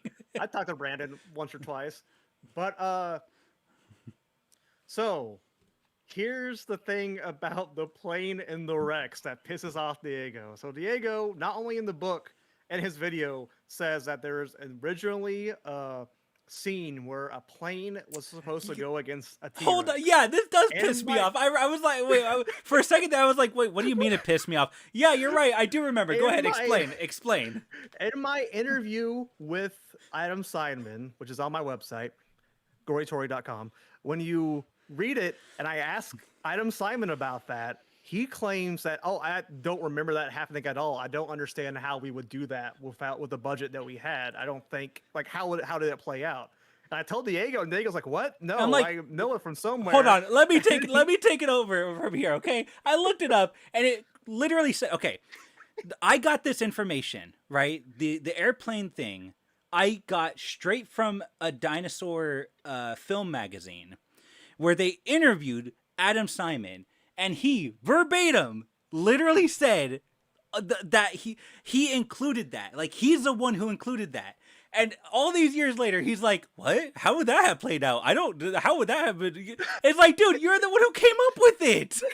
It's like, what the fuck do you mean? You said it. It's a quote. Like, it is literally a quote from the fucking magazine.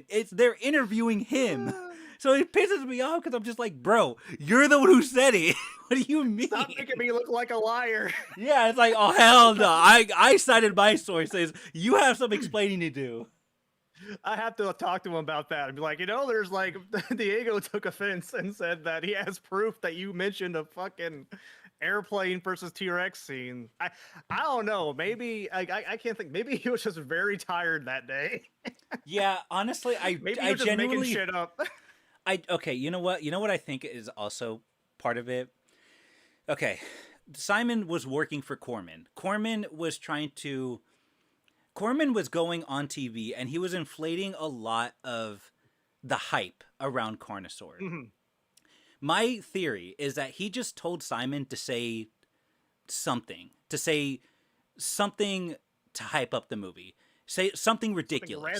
Something grandiose. Something of a grand scale. And I think Simon just pulled something from his mind. The first thing that came to his mind. And I think maybe he was trying to say something along the lines of, like he's going to fight like an aircraft, like a helicopter, military helicopter. But maybe it didn't come out that way. Clearly from the quote that he gave. It's written down there. To be fair, like you said, I think you're right because he was under a lot of duress during that entire production. So maybe he was just kind of like, like, fuck it, whatever. And I Right. can't blame him. He So wrote a script like what, $1 million movie in mind and got at most half that. right, like I I could be wrong, but I could have sworn he was even promised more than 1 million You're right. at the Yeah, very you're right, start. chaotic.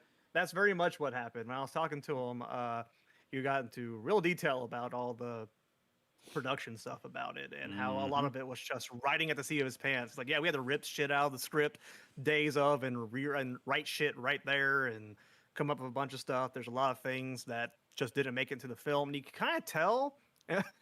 You can kind of tell. You can tell because there's a bunch of stuff in there that doesn't quite make sense.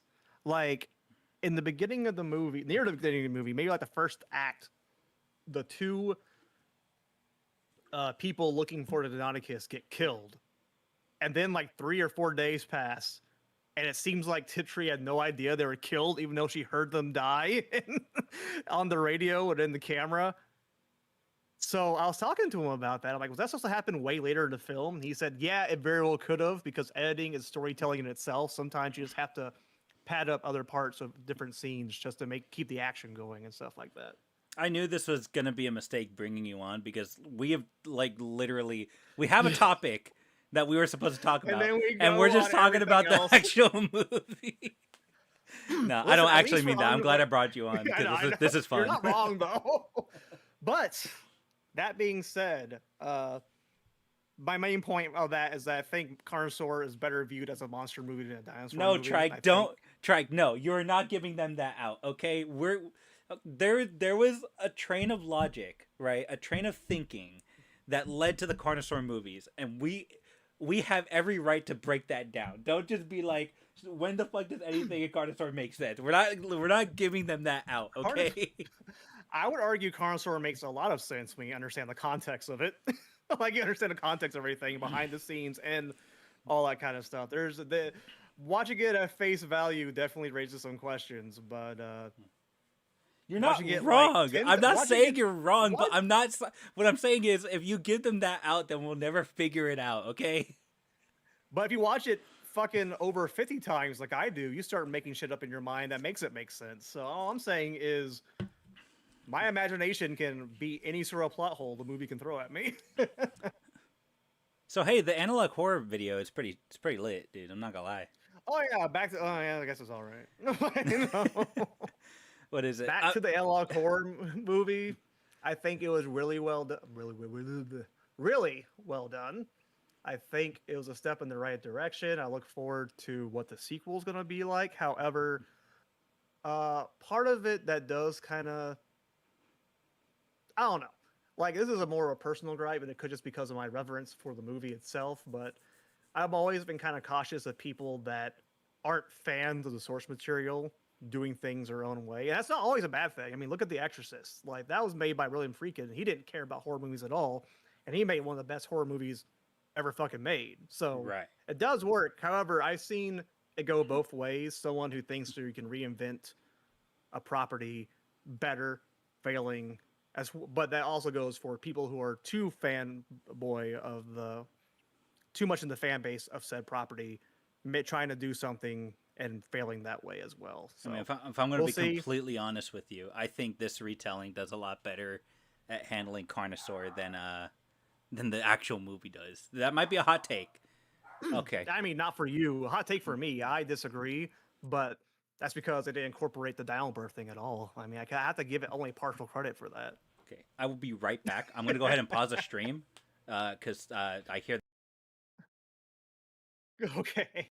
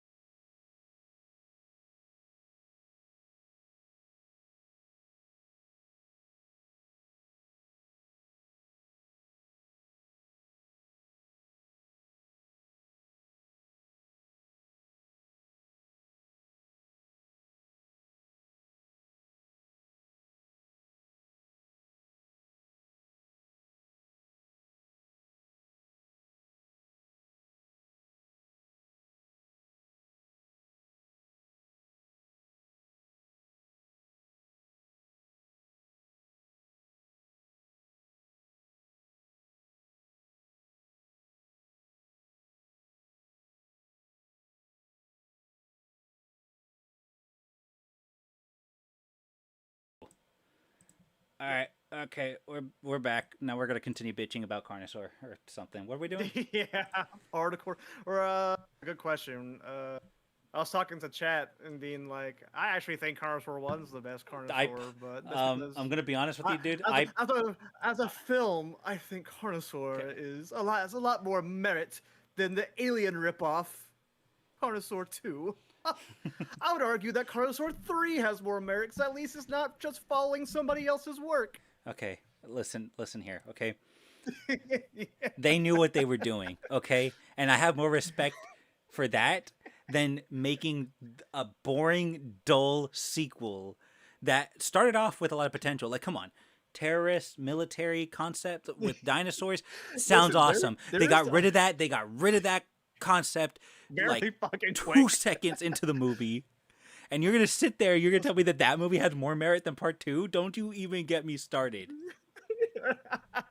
If you want to watch Aliens, Diego, go watch fucking Aliens. No, I'll watch Carnosaur 2 because it's good. It's the best one, all right? Oh, God.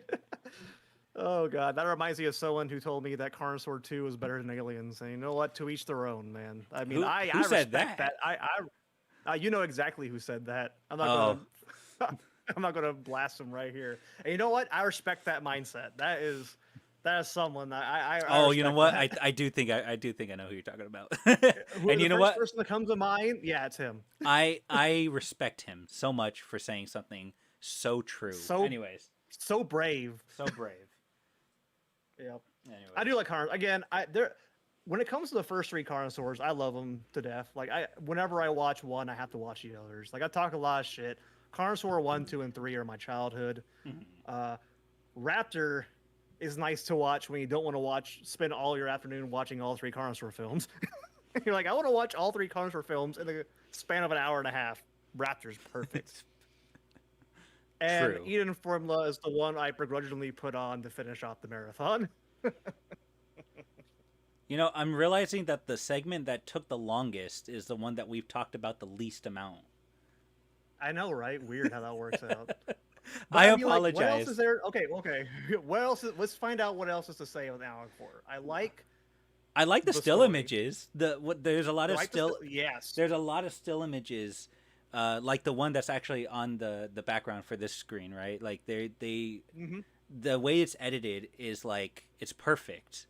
You know, like it's done really well. Like you could never tell it was like what is it, like something from like the Steam Workshop, right? It's literally something like the way it's edited. It's implemented perfectly in what they're trying to accomplish here. I think the filter really helps, and also Chaotix correction. Raptor was your introduction to the first 3 Carnosaur films. But yeah, no, I think the filter works. I think the idea. I like the what I really liked was it being like this was all being uncovered in 2007. Like, oh yeah, this happened 20 years ago. So there's a lot of story that could happen between 2007 and 93. And you know what? That incorporate in there. That makes sense because I mean, I'm not going to get into detail about like actual, you know,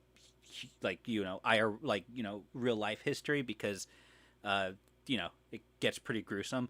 But there have been cases where like authority figures, government officials have like purposely withheld information. They've purposely tried to hide information from events that have happened in human history, but they couldn't get rid of everything. And and you know, some stuff that fell through the cracks is discovered years later and it's put together, right? Like the people, you know, historians or, you know, people who document this stuff, right? They take this, whatever information was left over, they piece together a story from it, right? And in some cases they write a book about it. They make a documentary. They, you know, like they make something out of it to tell people the actual story of what happened, right? So this is kind of what this feels like. And that's why that's a great idea. Someone were to make a mockumentary based on the Carnosaur events or the events of this Analog Horror. Well, that's kind of what this Analog Horror is. Is kind of what I'm saying. It's like because it's like you said, right? Like it takes place later on, it's like what, like are you saying that the actual events take place later on, or are they still based on the 93 movie, you Just till know? 93. Like all Right. the footage we're seeing was uncovered in 2007, Exactly. but There the you go, footage right? happened in 93. Yeah. Right. That's kind of the same. That's kind of what I'm like. What I was just describing, where it's like that's the same case here, where it's like people are discovering this. What you know, the information that fell through the cracks, because obviously, it's heavily, not even implied. It's confirmed that like they were trying to cover this whole thing up, Mm-hmm. right? So obviously that didn't work if this analog horror video exists, right? The implication is Mm-hmm. that some things fell through the cracks, some information has been revealed, and it's put together in this video that reveals what happened in the town of Climax, Nevada, right? So I think that is the perfect way of approaching a story like this, uh, which I feel like is what people want to do with Jurassic Park analog horror, but fail to do so because for some reason they really cannot get away from like the supernatural elements that a lot of analog horror has introduced. Uh, Yeah, which is like not necessary for this type of yeah, analog it just horror. doesn't make sense. You know, it's like it's not needed for something like this. So I think the way they approached it, like it took so many people, right? It took tons of people, tons of videos for to get Jurassic Park analog horror right, because there are good Jurassic Mhm. Park analog horror videos out there. Oh yeah. For Carnosaur, it took one person, and the first attempt is beautiful. Yeah. It It it's can like it can only go up from here. yeah, like it's great. Like honestly, I it makes me look forward to seeing the second one, and I think I Yeah. will talk about the second one too. And I don't think I'll have you on because if I do, we'll be talking about it for 3 hours when it's like probably going to be a Shoot. 10-minute video.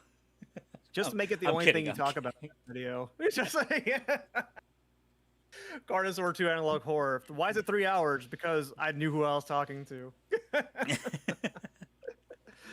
But no, like what I'm hearing is that you and I have to contact this guy so that we can say, hey, you should have some interview segments with me and Diego as like military advisors or intrepid reporters being like, oh yeah, no, we're talking about this thing that happened. I'm not include saying that at include all. inter- no, include interview segments so we can squeeze our way into it. No, please do not include us. We will ruin your fucking analog horror series. But back to the Jurassic Park analog horror, real quick. I think one thing that can solve a lot of the problems of Jurassic Park analog horror is following the novel plot line and not the movie plot line, Hmm.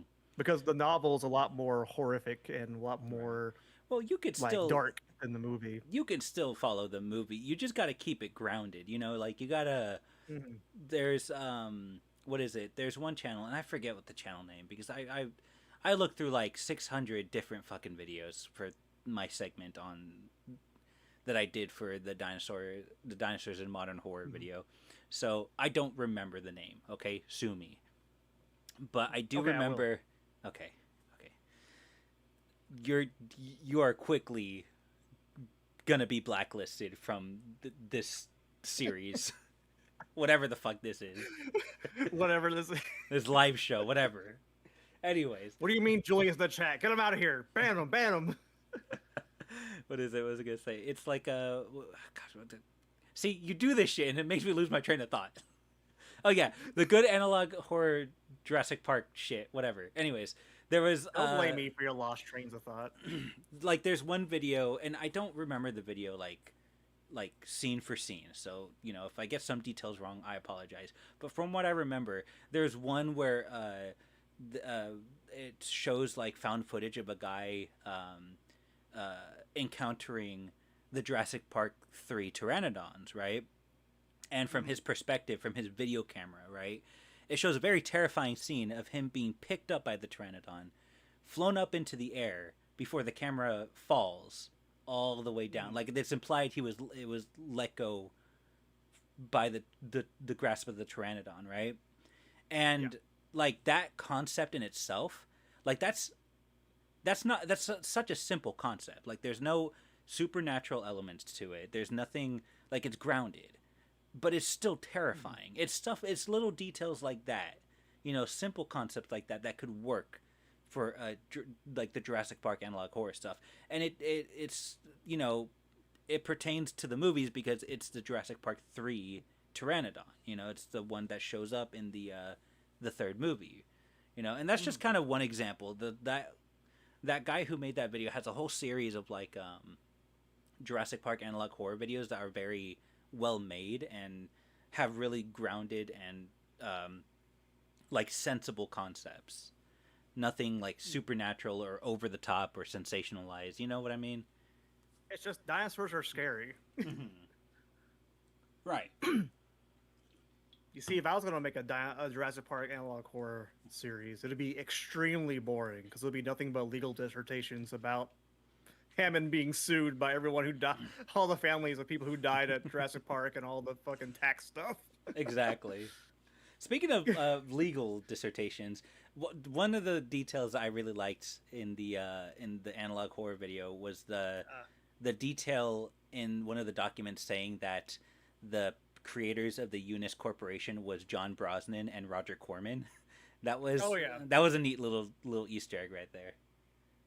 Yeah, and I feel kind of bad about it because I'm like, it's cool. John Brosnan and Roger Corman are the ones that one produced Carnosaur, one made it.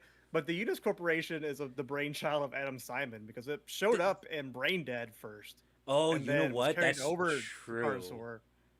Yeah. Didn't Corman also produce Brain Dead?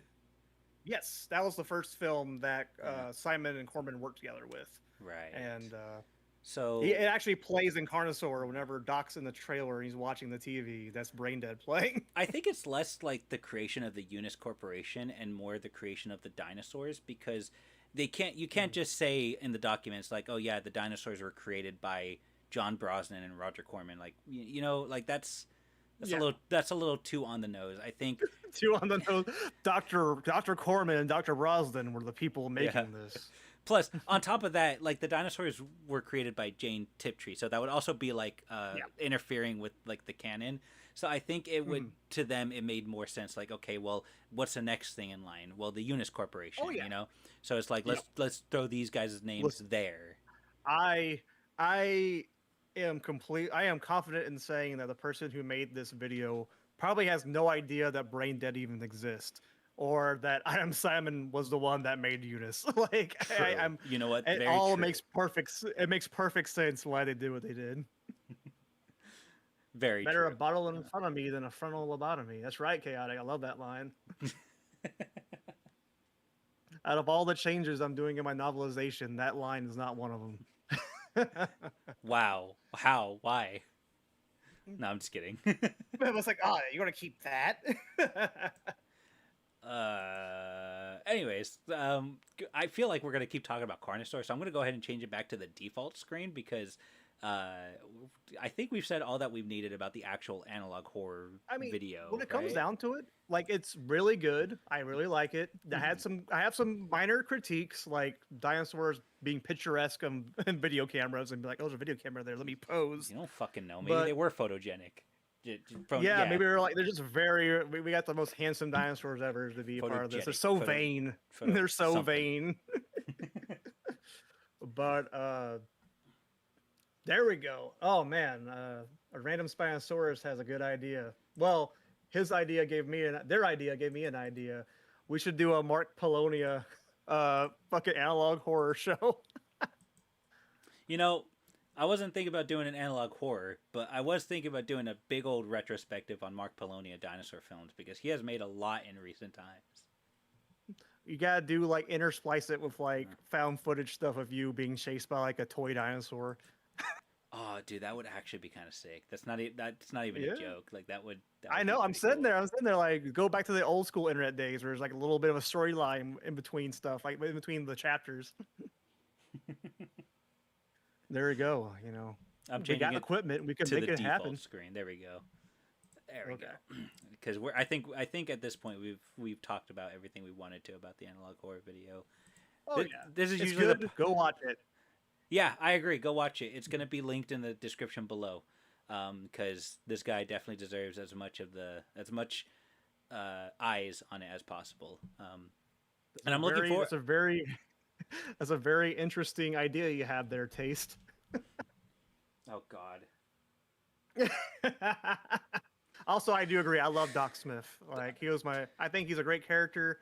I'm doing something. Yeah, no, Chaotic. I am doing a unofficial novelization on my website. I have the prologues out now, and chapter 1 is just finished. I actually just sent it to my editor, so that should be coming out relatively soon.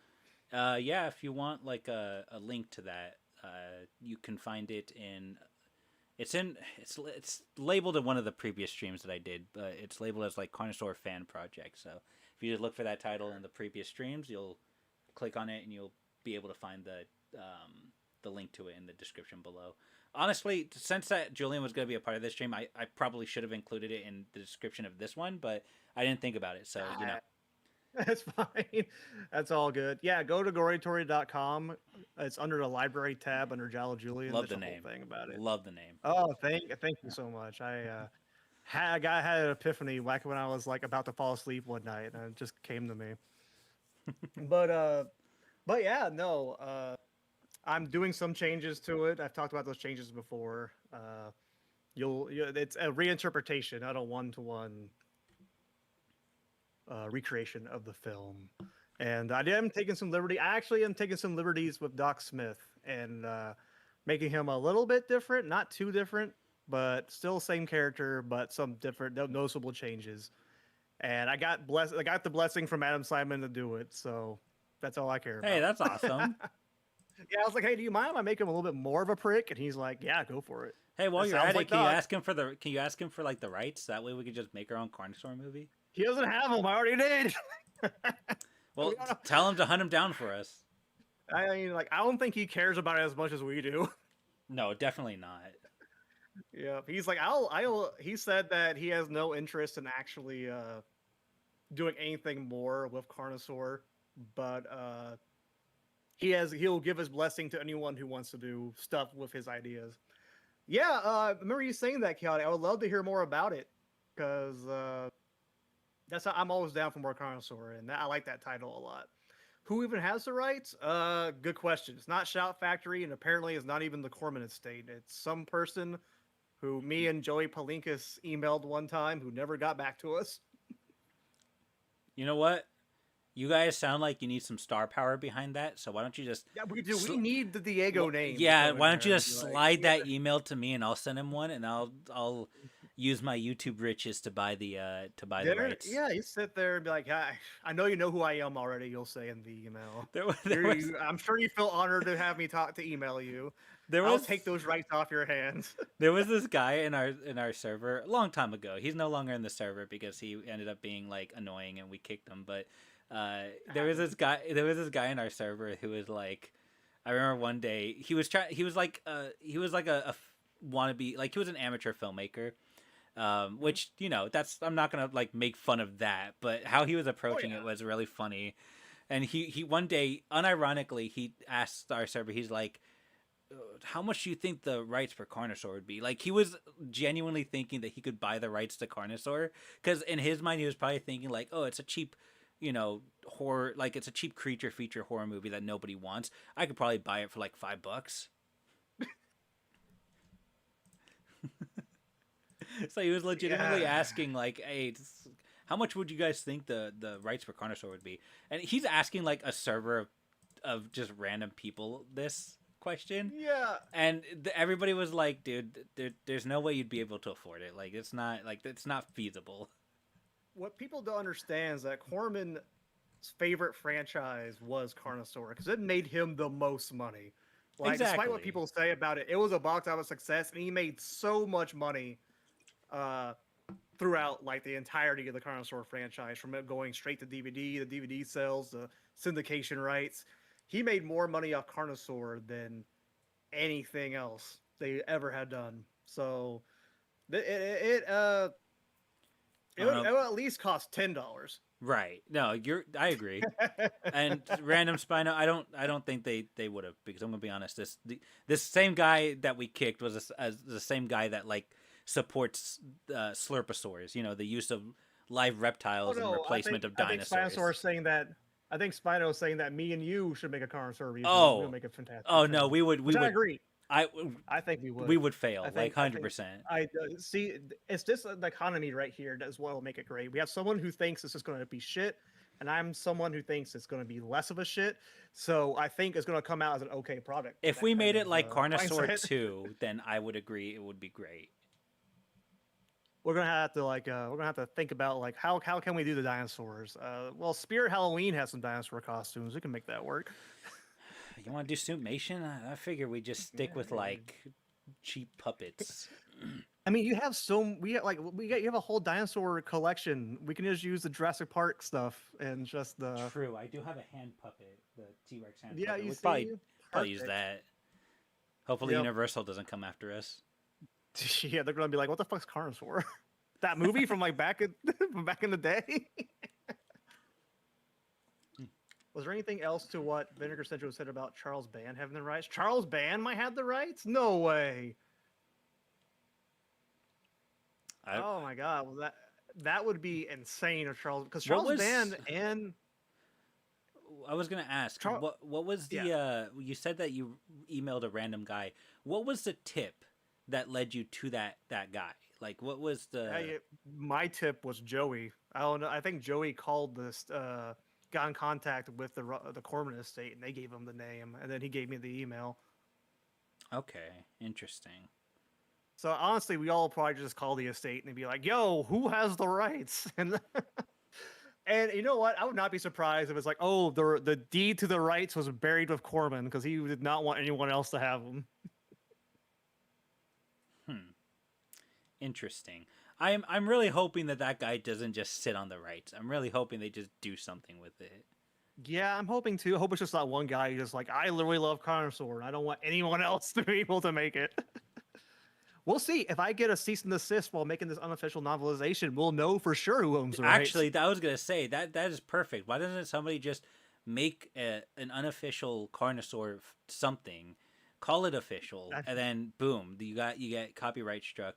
You'll be now I know who you are now. You might get sued, but hey, got to take one for the team, right? I'll be able to get an audience with him at that point. Be like, "Oh, cool! Now that I have your attention." But no, if Charles Band, I was told by that Charles Band and Roger Corman had a secret alliance because Corman couldn't actively help Charles Band out because of like some laws about like putting your finger in too many pies or some shit like that. But he actually helped him out behind the scenes. So is Charles Band the guy behind like the full moon stuff? Yes, that the guy who made that AI werewolf movie coming out. Oh. Well, I was gonna say they did with their subsidiary, children-based company. All three of them. The Prehysteria. Listen, man, you don't even know. Yeah. You don't even know. You're not even. I don't even know. Listen, it's been a while since I've seen those movies. I haven't watched those movies since I was a kid. I watched all three of them a couple years ago, but Did you watch them as a kid? I watched part 2 as a kid. I don't want to hear about it. I watched all three. I rented them from the not Blockbuster down the street. Okay, but I own like 10 film magazines that for some reason covered. That movie ended up getting a lot of coverage. I'm not gonna lie. It's like because I used to. Because Charles Band knows how to market his films, or at the very least knew how to back in the day. And nowadays, well, no, he still gets a lot of hits on his stuff nowadays. Yeah. Charles Band's just really good at doing what he does. Like, I'm not even surprised using AI. Like, I was like, of course he is. Roger Corman would if he was here, probably. Dude, for real. And I hate saying that. I really do, but I'm not gonna kid myself. But what was it? I don't know. What was it? I'm trying to think. I have a Charles Band story where I went to Frightmare one year and I was talking to Charles Band, and he was talking about the new Blade movie coming out. Not Blade the Vampire Killer, Blade the Puppet. And I mentioned that, oh yeah, well, Six Shooter's my favorite puppet. And then he just immediately ignored me and walked away. After talking to me for 10 minutes. Once I talked about something that he wasn't trying to pitch to me, he just got no interest.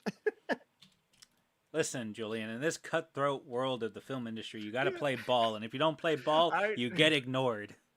I should have listened to him talk about his shitty Blade movie. You're right. The one where he doesn't even use a puppet in some scenes. Just has a guy dressed up as the puppet and they just superimpose him onto a screen.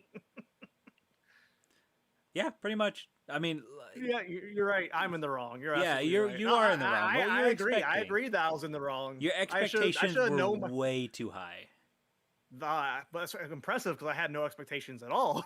Exactly. That's come on. Still way too. You have to have negative expectations.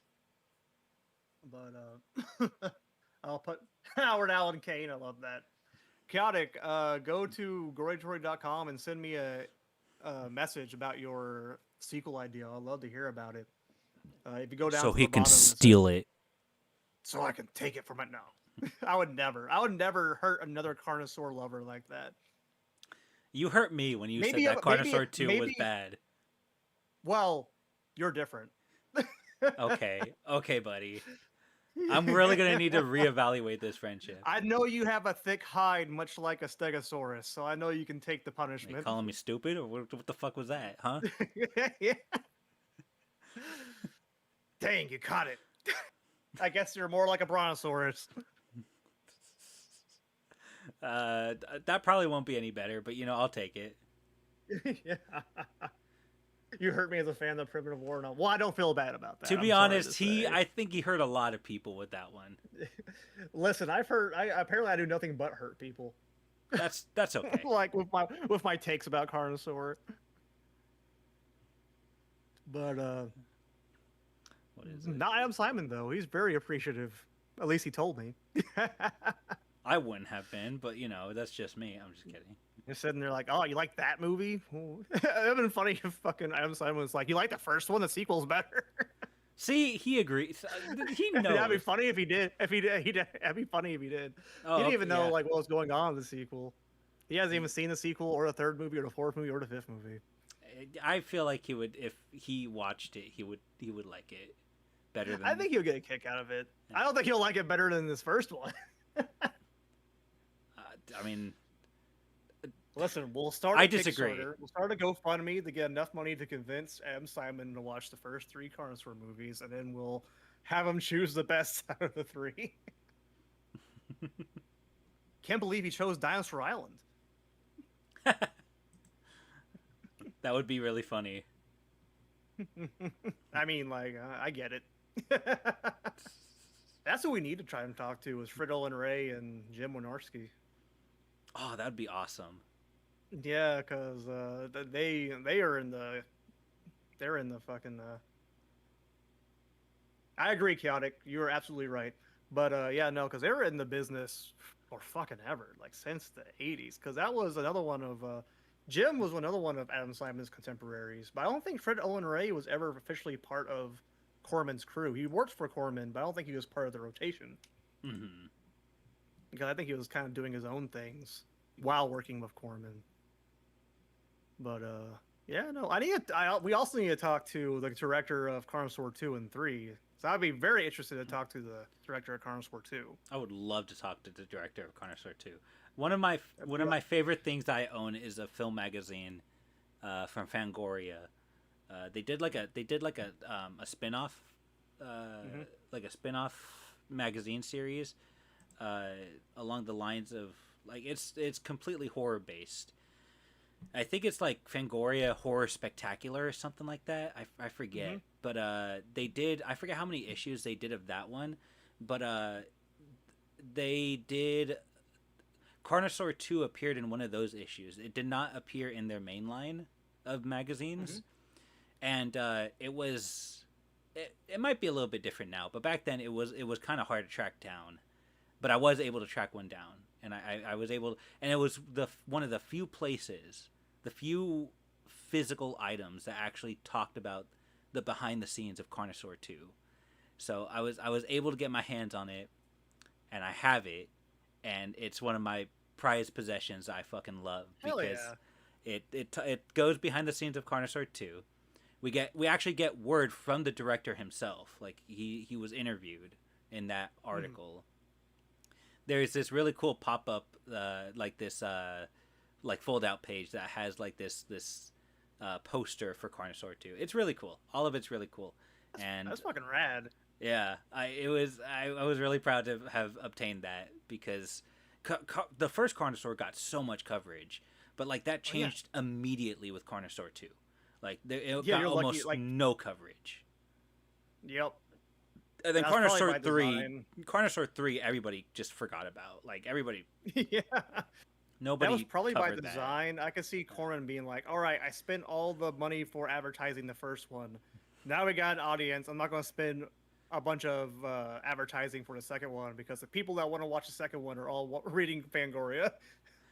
The funny thing about Carnosaur 3 is that I have a little bit of a funny story.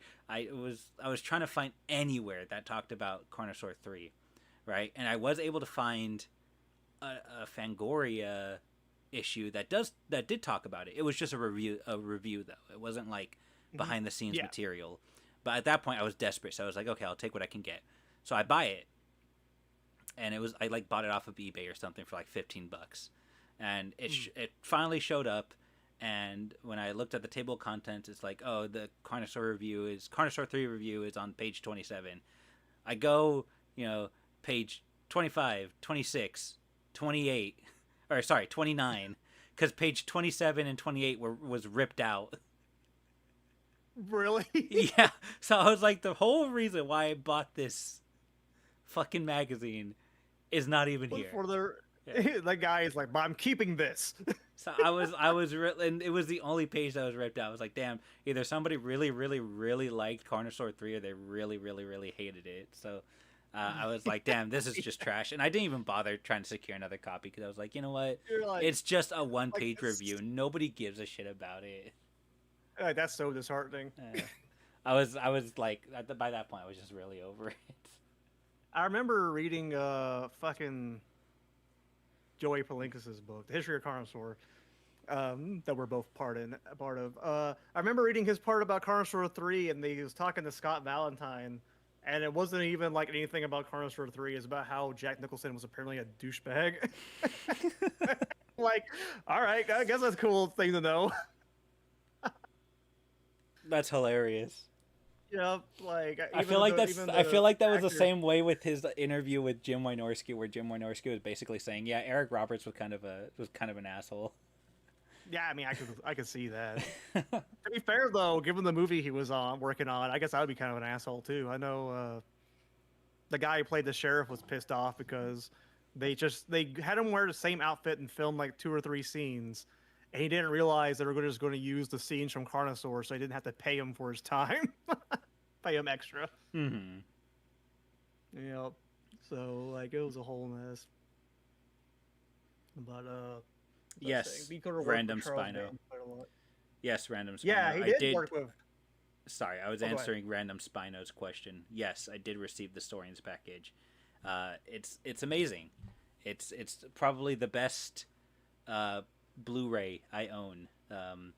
It's honestly, for being a low budget, like micro budget film, it has a lot of content to it, like this particular release, and that's kind of why I said earlier I want to do like a retrospective on Mark Polonia films, like dinosaur films. That's kind of why, because now we have so much information on his early years with Saurians and the Dinosaur Chronicles, so it's kind of inspired me to want to continue that, even though it's probably nobody cares about it, but I do.